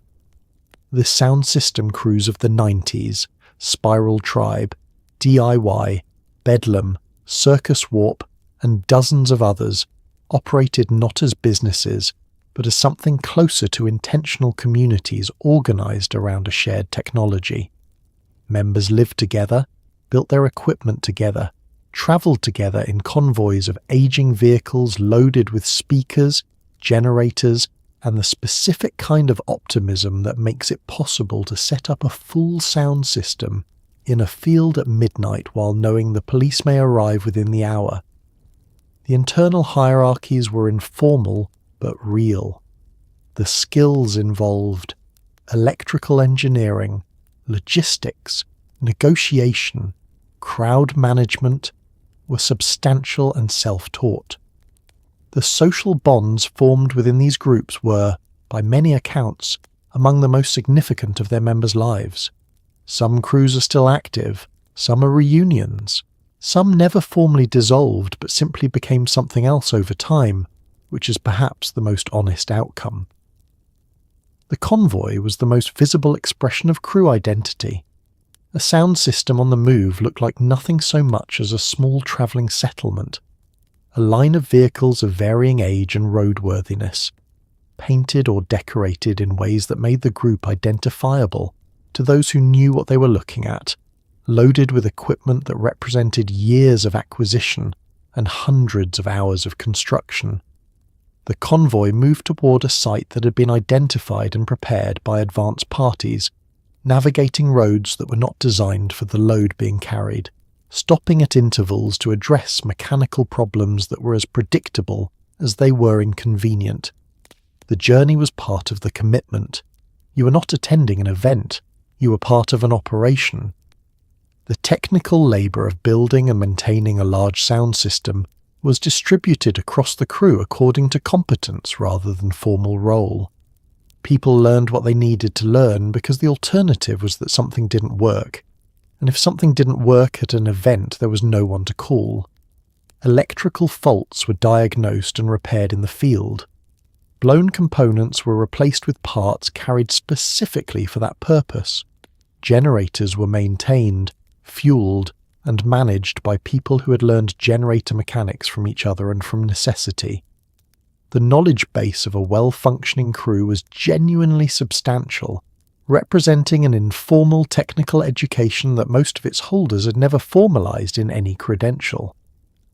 The communal living arrangements that characterized many crews were not always comfortable, and not always harmonious. People who spend significant amounts of time together in close quarters, under conditions of financial precarity and intermittent legal threat, do not automatically get along.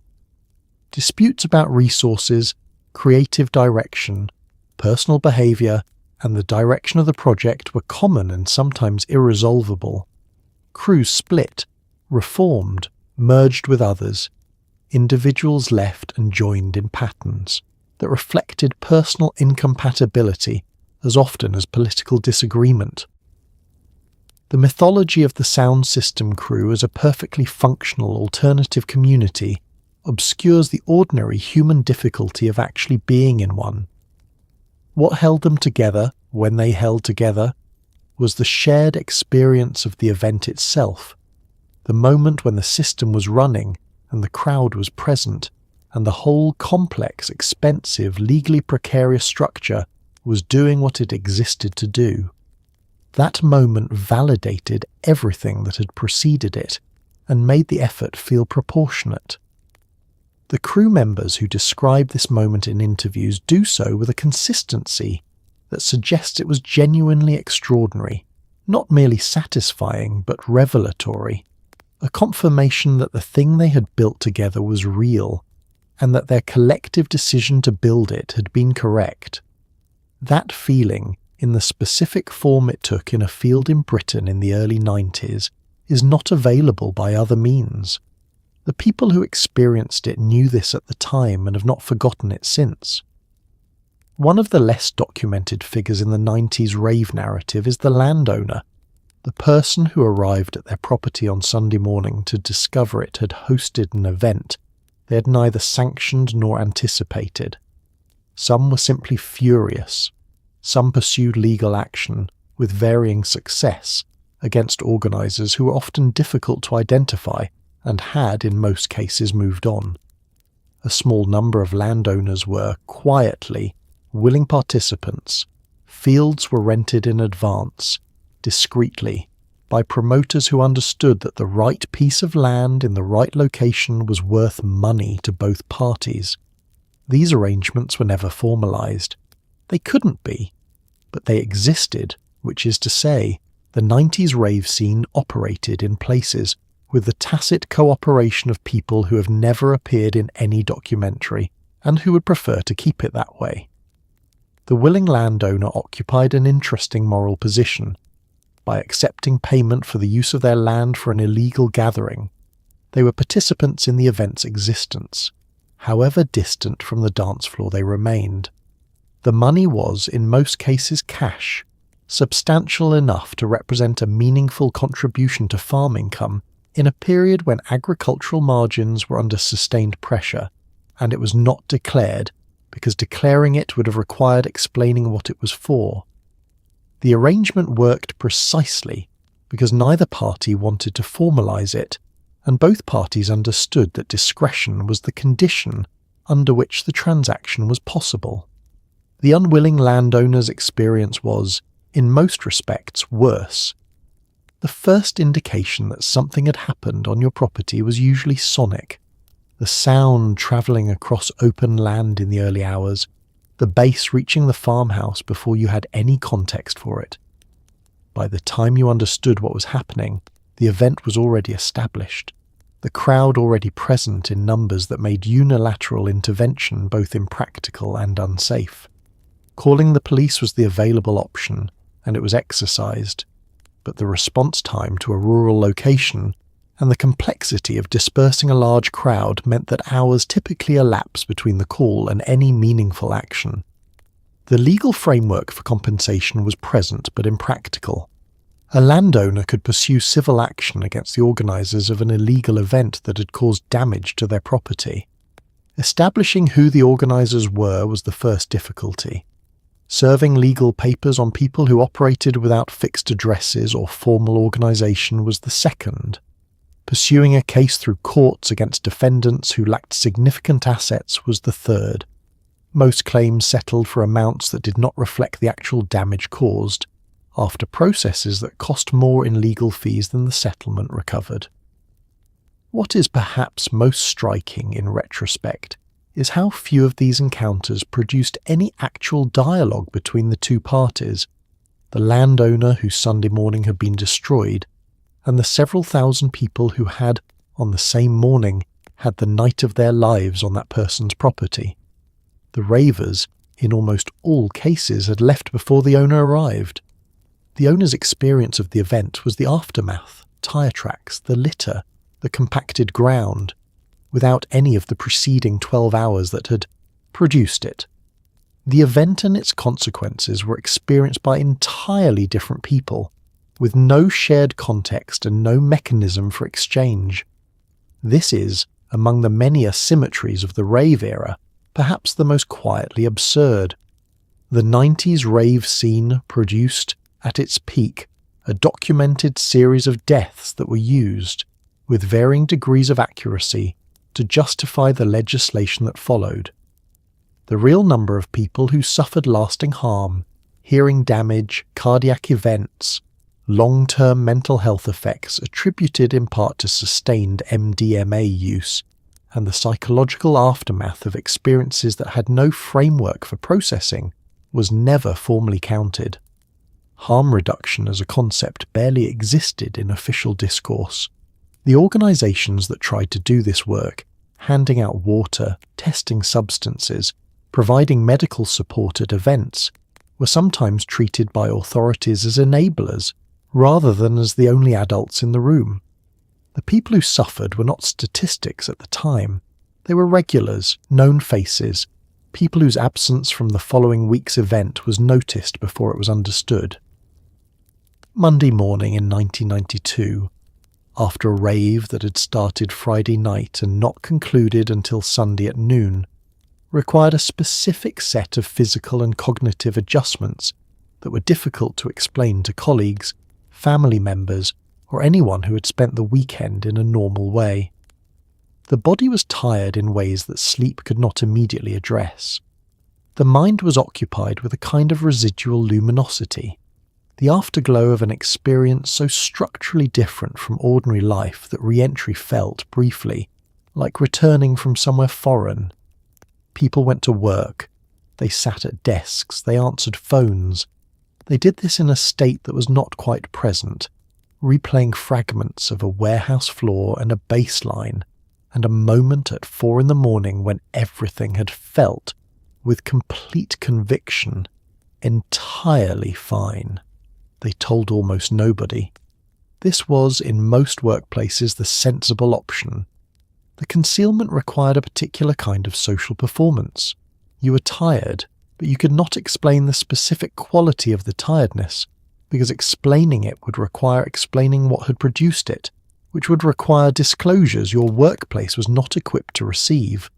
So you offered instead the standard vocabulary of the ordinary weekend, a late night, a friend's party, a long drive. These explanations were sufficient because they were uninteresting, which was the point. The detailed truth that you'd spent 48 hours in various states of consciousness, in a series of unusual locations in the company of several thousand people you had never met, was available but not deployable in a professional context. The pharmacological dimension of the return was its own specific challenge. MDMA's action on serotonin systems produces, in the days following use, a period of reduced serotonin availability that manifests as lowered mood, reduced motivation, and a flattening of emotional response. This was known colloquially within the scene as the midweek blues, or the come down, and it was discussed with the casual familiarity of a recognised shared experience. Tuesday and Wednesday were understood to be difficult. Planning anything enjoyable for those days was pointless, because the capacity for enjoyment had been temporarily relocated. You went through the motions of ordinary life while waiting for your own brain chemistry to reassemble itself into something functional. The gap between the weekend experience and the working week was not just pharmacological, it was existential. In the rave, the ordinary structures of social life, hierarchy, status, professional identity, had been suspended. You had been, for the duration, simply a person in a room with other people, assessed by no criteria beyond your willingness to be present. Returning to an environment defined entirely by those criteria, by title, by performance review, by the careful management of impression, felt, in the specific sensitivity of the post-rave state, like a kind of absurdity. Most people manage this transition without articulating it in those terms, but it was there, in the specific quality of Monday morning every time. The scientific establishment spent most of the 90s treating MDMA as a straightforward villain in the rave narrative, a dangerous substance with no legitimate purpose and no complexity worth exploring.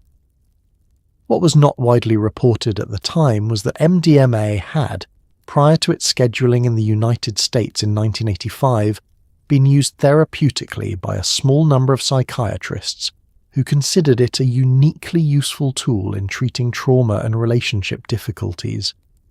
The prohibition of the substance had ended that research abruptly. In the decades that followed the peak of rave culture, researchers who had maintained interest in the compound quietly accumulated evidence that it had significant therapeutic potential, particularly in the treatment of post-traumatic stress disorder. Clinical trials are ongoing. The regulatory landscape has shifted. The substance that was simultaneously powering dance floors and generating tabloid front pages across Britain in 1992 is now the subject of serious peer-reviewed clinical research. It is not a tidy story. The history of MDMA before the rave scene is largely unknown to people who encountered the substance through the rave scene, which is most of the people who encountered it. The compound was first synthesized by the German pharmaceutical company Merck in 1912 as a byproduct of research into other compounds and filed away without particular interest. It was rediscovered in the 1970s by the American chemist Alexander Shulgin, who recognized its unusual psychological properties and introduced it to a network of therapists who began using it in clinical settings. In this context, carefully dosed in a controlled environment, with professional support, it produced outcomes that practitioners described as remarkable. A reduction in the defenses that normally prevent trauma survivors from approaching and processing painful material, combined with a warmth and sense of safety that made the process tolerable. These outcomes were documented, discussed within a limited professional network, and then ended by the scheduling decision of 1985, which classified the substance alongside heroin and removed any legal mechanism for research. The scheduling decision was made in response to recreational use that had become visible enough to attract regulatory attention, not in response to evidence of harm at therapeutic doses. The research that had been conducted in clinical settings showed a safety profile that was, at therapeutic doses with appropriate screening, substantially better than many existing pharmaceutical treatments for the conditions it addressed. This evidence was presented to the authorities making the scheduling decision. It was not, in the outcome, decisive. The cultural and political context of the mid-80s, a war on drugs that operated on symbolic as much as evidentiary logic, produced a decision that prioritised the message sent over the evidence assessed. The researchers who maintained interest in the therapeutic applications throughout the 90s did so at significant professional cost. Applying for funding to study a Schedule I substance required navigating a bureaucratic process designed to be discouraging. Publishing results required peer reviewers willing to engage seriously with research on a substance associated, in the public mind, with warehouse parties and tabloid front pages. Progress was slow and funded largely by private foundations whose donors shared a conviction, based on limited but consistent evidence, that the scheduling decision had been wrong and that people with treatment-resistant trauma deserved better options. By the 2010s, the regulatory environment had shifted enough that Phase 2 and Phase 3 clinical trials became possible. The results confirmed what the earlier clinical practitioners had observed and what the scheduling decision had interrupted, that MDMA-assisted therapy produced significant reductions in PTSD symptoms in populations for whom existing treatments had failed. The people who had been dancing to it in fields 30 years earlier were, in most cases, unaware of these developments. The two stories, the cultural and the clinical, had run in parallel for decades without connecting, which is perhaps the most telling detail in a narrative full of missed connections. Spiral Tribe arrived in the early 90s as something that rave culture had not quite been before, explicitly, articulately political.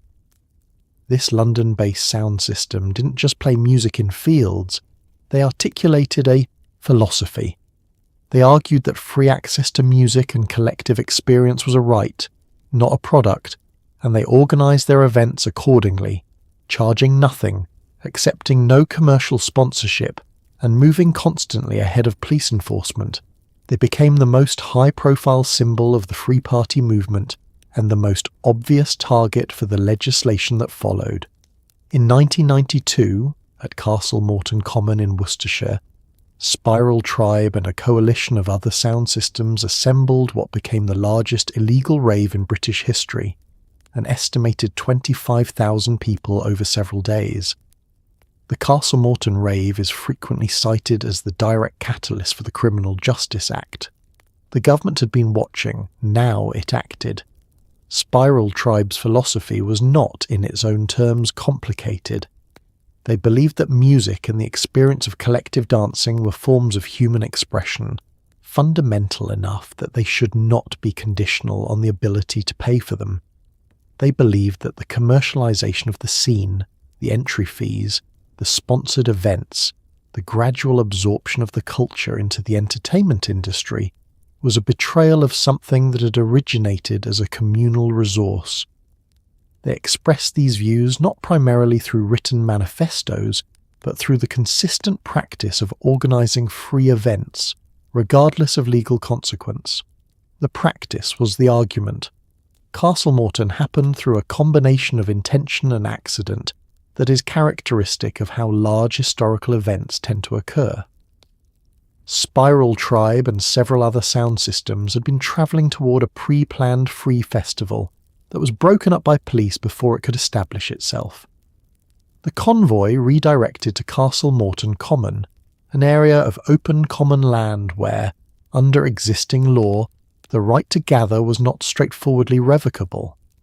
Word spread through the networks that something was happening. People drove through the night from across the country.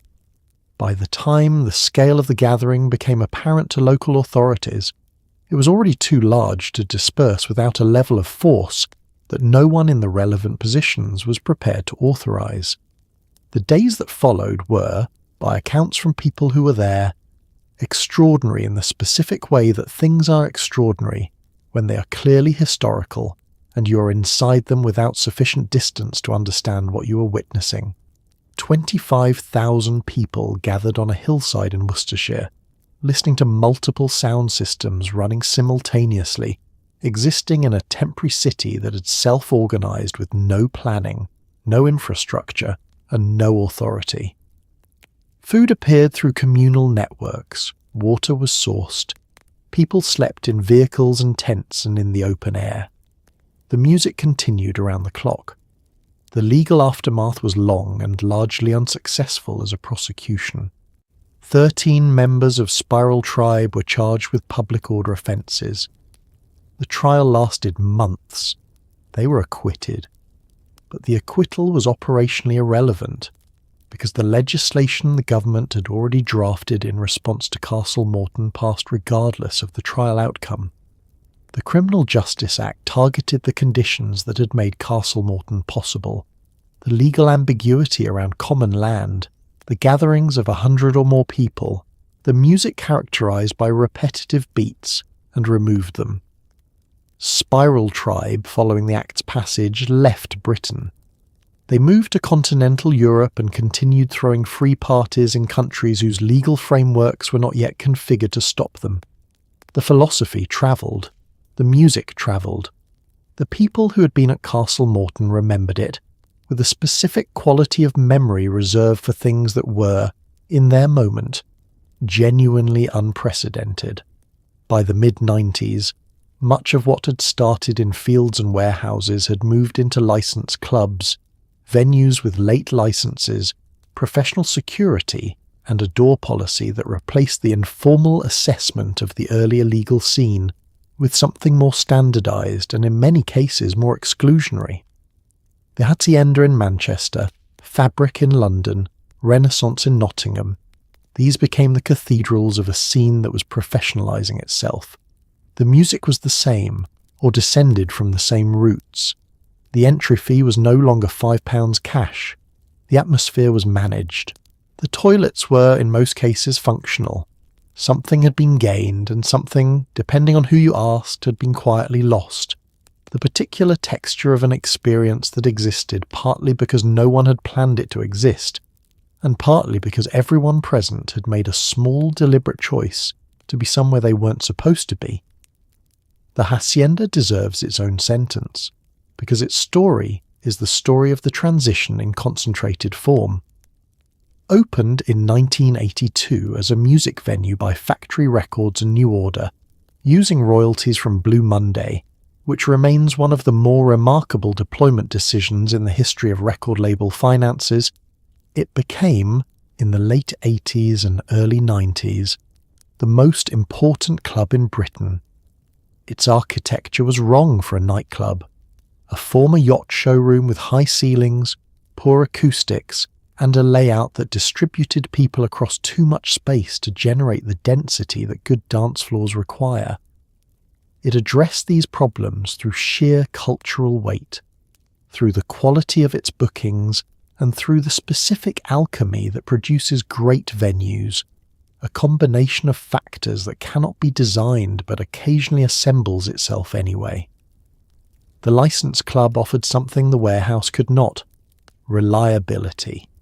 You knew where it was. You knew when it opened and closed. You knew with reasonable confidence what the music would be, and approximately how good the night would be. This predictability was, to some people, an improvement on a system that required a phone call after 10 p.m. and a drive along an unlit road. To others, the predictability was precisely what had been lost, the sense that the event was contingent, that it might not happen, that arriving was an achievement rather than a transaction. The door policy of the licensed club introduced forms of exclusion that the illegal scene had largely avoided, not through principle, but through practicality. A warehouse in a field cannot enforce an aesthetic threshold in the dark at 2 a.m.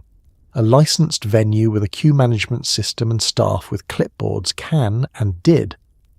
The assessment of who was admitted shifted from the informal, does this person look like they're going to cause trouble, to something more granular and more troubling, encompassing assessments of appearance, ethnicity, clothing, and the social signals that indicate membership of the right demographic. The charge of discriminatory door policies was levelled at multiple significant venues during this period, and it was in many cases accurate. The clubs also changed the economics of the scene in ways that had cultural consequences. a venue with a license, a bar, and a capacity of 2,000 people is a substantial commercial operation, and it operates with the priorities of a substantial commercial operation, which is to say, it prioritizes its own survival above the purity of its cultural program. Programming decisions became financial decisions. The DJs who could fill rooms commanded fees that reflected their drawing power rather than their artistic merit, which did not always overlap. The music that packed clubs was not always the music that was most interesting, and the distance between these two things widened as the decade progressed and the scene's commercial value became more legible to people outside it. The cultural lineage of 90s. British rave culture runs through more of contemporary life than most people recognise. The modern festival industry, Glastonbury's dance fields, the proliferation of boutique music festivals across the British countryside every summer is a direct descendant, sanitised and ticketed and equipped with compostable cups, of the illegal gatherings that preceded it. The music itself spread. Jungle became drum and bass. Hardcore became garage and grime. The production techniques and structural innovations of 90s electronic music are audible in most commercially successful popular music produced since. The social experience of the rave, the specific combination of music, darkness, physical exertion, and temporary dissolution of ordinary social hierarchy, influenced how a generation thought about public space, community, and the conditions under which ordinary people might become, briefly, extraordinary to each other.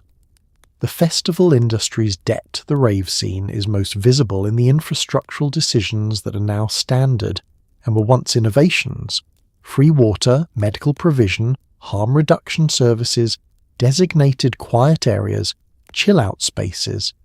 These are not features that the festival industry designed from first principles. They're features that the rave scene developed, imperfectly and at cost, as practical responses to the specific dangers its conditions produced, and which the festival industry subsequently adopted as the event of commercial viability made it impossible to ignore them. The lesson was learned through harm, and the institution that learned it charged £30 for a ticket and offered a boutique cocktail bar. The music is perhaps the most straightforward legacy to trace. The production techniques developed in the 90s, sampling, synthesis, beat construction, the architectural approach to building a track around a rhythmic and bass foundation, are standard components of contemporary popular music production. Artists and producers who have never attended an illegal rave in a field in Worcestershire work in software environments that are the direct descendants of the hardware and processes developed by producers working in bedrooms and studios in the early 90s with equipment that cost a fraction of what it does today.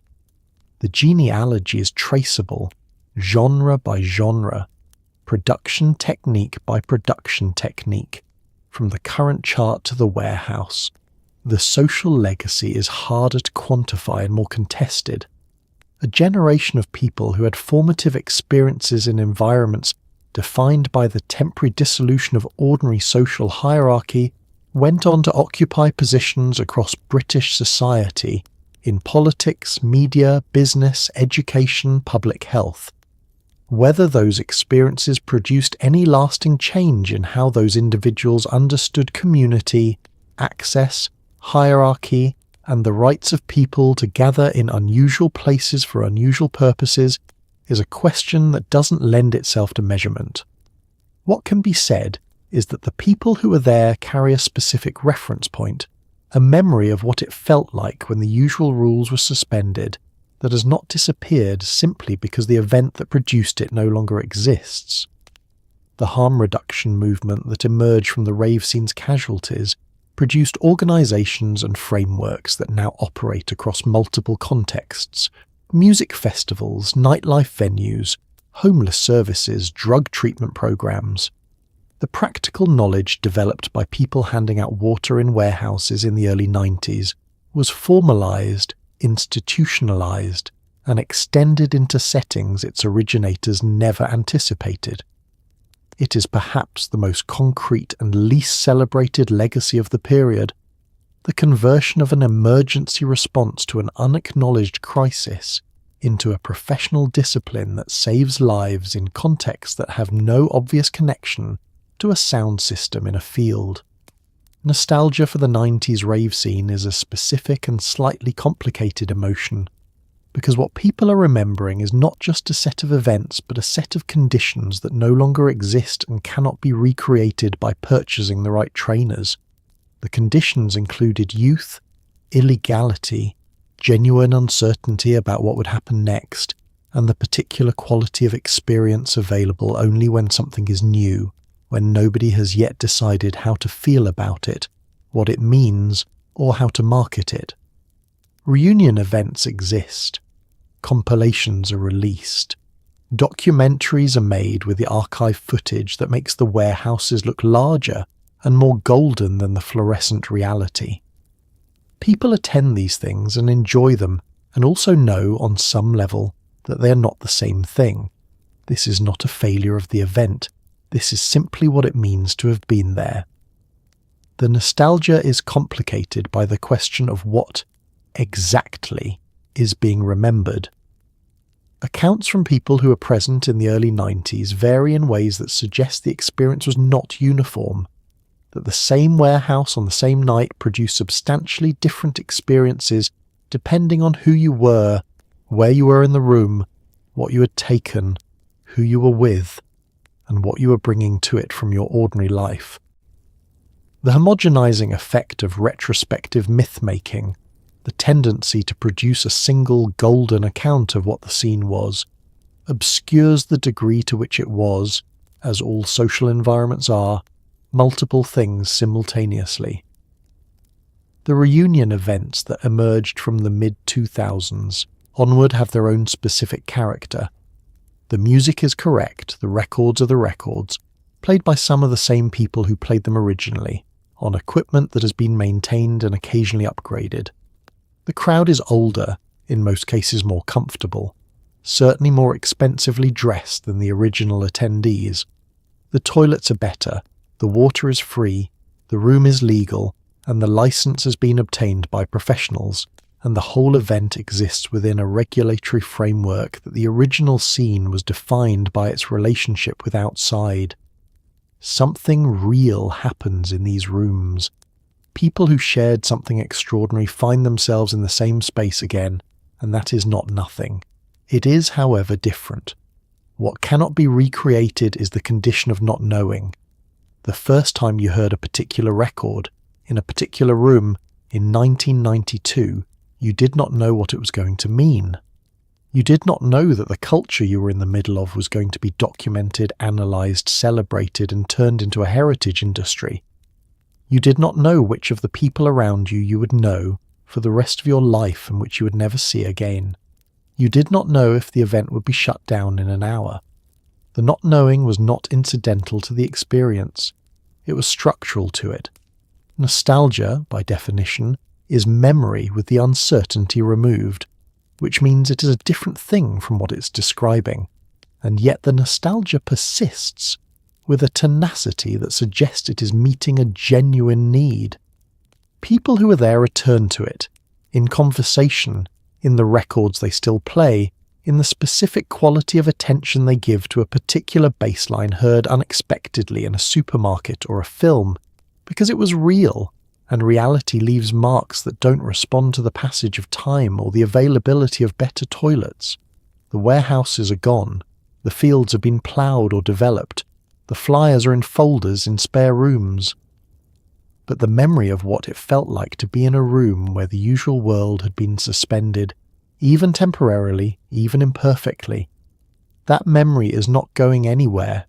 It is simply waiting, in the specific way that the most important experiences wait for the next time someone asks what it was actually like, so it can try, one more time, to explain something that was always going to be impossible to fully explain. The MC at a 90s rave was not a rapper in the conventional sense, and not a host in the sense that corporate entertainment uses the term, and not quite anything that had existed in British culture before the specific conditions of the illegal rave produced the need for one. The role was practical in origin. Someone needed to communicate with a crowd of several thousand people in a space where conversation was physically impossible, where the music occupied every frequency the human voice normally inhabits, and where the DJ was occupied with the records. The MC took a microphone, found the spaces between the beats, and inserted a human voice into a room that was otherwise entirely electronic. What emerged from that practical requirement was one of the most distinctive vocal traditions in British musical history, and one of the least documented. The technical challenge was genuine. Speaking over music at rave volume, in a way that is intelligible and rhythmically coherent, requires a specific set of skills that are not transferable from other vocal disciplines. The voice has to find the gaps in the music without disrupting its momentum, riding the rhythm rather than competing with it, appearing and disappearing in a way that feels continuous rather than intrusive. Too much, and the MC becomes noise. Too little, and the presence is lost entirely. The calibration was performed in real time, in response to music the MC might be hearing for the first time, in a room whose acoustics were determined by a building that had been designed for an entirely different purpose. Getting it right in these conditions was a skill that took years to develop and was almost never formally taught. The content of what MCs said was a combination of the functional and the atmospheric. Crowd encouragement, shout-outs to specific towns or areas, calls to raise hands, responses demanded and received, served the practical function of maintaining collective energy and marking time in an experience that had no other temporal structure. The set was not divided into songs with gaps between them. It was continuous, and the MC's interventions provided the only human punctuation in an otherwise unbroken flow. Beyond the functional, the best MCs developed an atmospheric vocabulary specific to the emotional register of the music, phrases and cadences that amplified what the record was doing rather than describing it, that added emotional information rather than verbal content. The regional variation in MC style tracked the regional variation in the music itself. The MCs who worked over jungle in South London had a different delivery, vocabulary, and relationship to rhythm than the MCs working over hardcore in the Midlands or techno in Sheffield. These differences were as significant and as carefully observed within the scene as the musical differences they accompanied. The MC was not decorating the music. They were part of it, a human instrument calibrated to a specific genre's specific demands.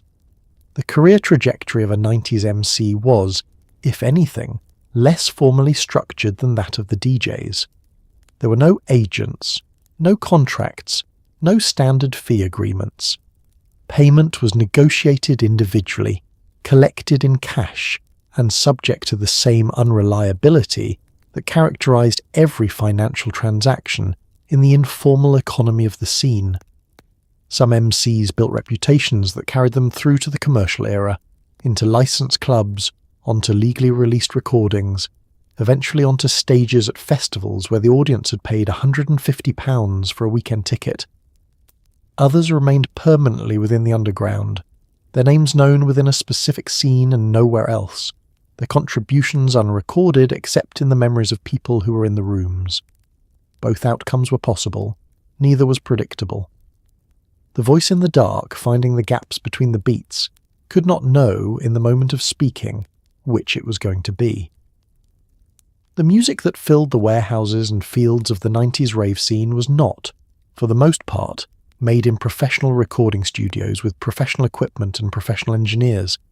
It was made in bedrooms, small rooms in terraced houses and council flats and shared accommodation in cities across Britain by people who had assembled collections of second-hand equipment that cost a fraction of what a conventional studio session would have required, and who had taught themselves, through trial and error, and the exchange of information between people similarly situated, how to use that equipment to produce sounds that had not existed before.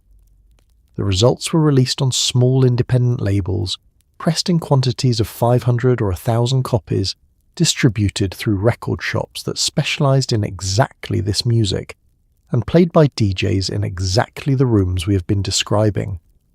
The entire production chain, from the bedroom to the dance floor, operated outside the mainstream music industry with a self-sufficiency that the mainstream music industry did not initially recognize as a threat, and then, too late, recognized as the future. The equipment that made this possible had become available through a specific confluence of technological development and second-hand market dynamics. The Roland TR-808 and TR-909 drum machines, instruments that form the rhythmic foundation of almost all electronic dance music, had been manufactured in the early 1980s for a market that did not fully materialize, and were available in the early 90s at prices that a person with a part-time job could manage. The same was true of synthesizers, samplers, and sequencers that had been cutting-edge studio technology 5 years earlier and were now surplus, their original owners having upgraded to newer equipment. The bedroom producer's studio was assembled from the previous decade's professional discards, which is a sentence that applies to a remarkable number of significant cultural moments. The sampler was the instrument that changed everything. The ability to record a fragment of existing music, a drum break, a bass note, a vocal phrase, and manipulate it, repitch it, loop it, layer it with other fragments, produced a compositional approach that was genuinely new. It was not theft, though it was frequently described as such by the owners of the original recordings. It was a form of musical argument, a conversation with the recorded past conducted through the selection and recombination of its materials. The legal framework for this practice, which eventually produced the sample clearance industry, was developed after the fact, in response to music that had already been made and distributed and heard by enough people to be commercially significant. The bedroom producers who made it were not, in most cases, thinking about copyright. They were thinking about the next bar. The knowledge required to use this equipment was distributed through a network that operated without formal instruction. People who had figured something out told people who were trying to figure it out.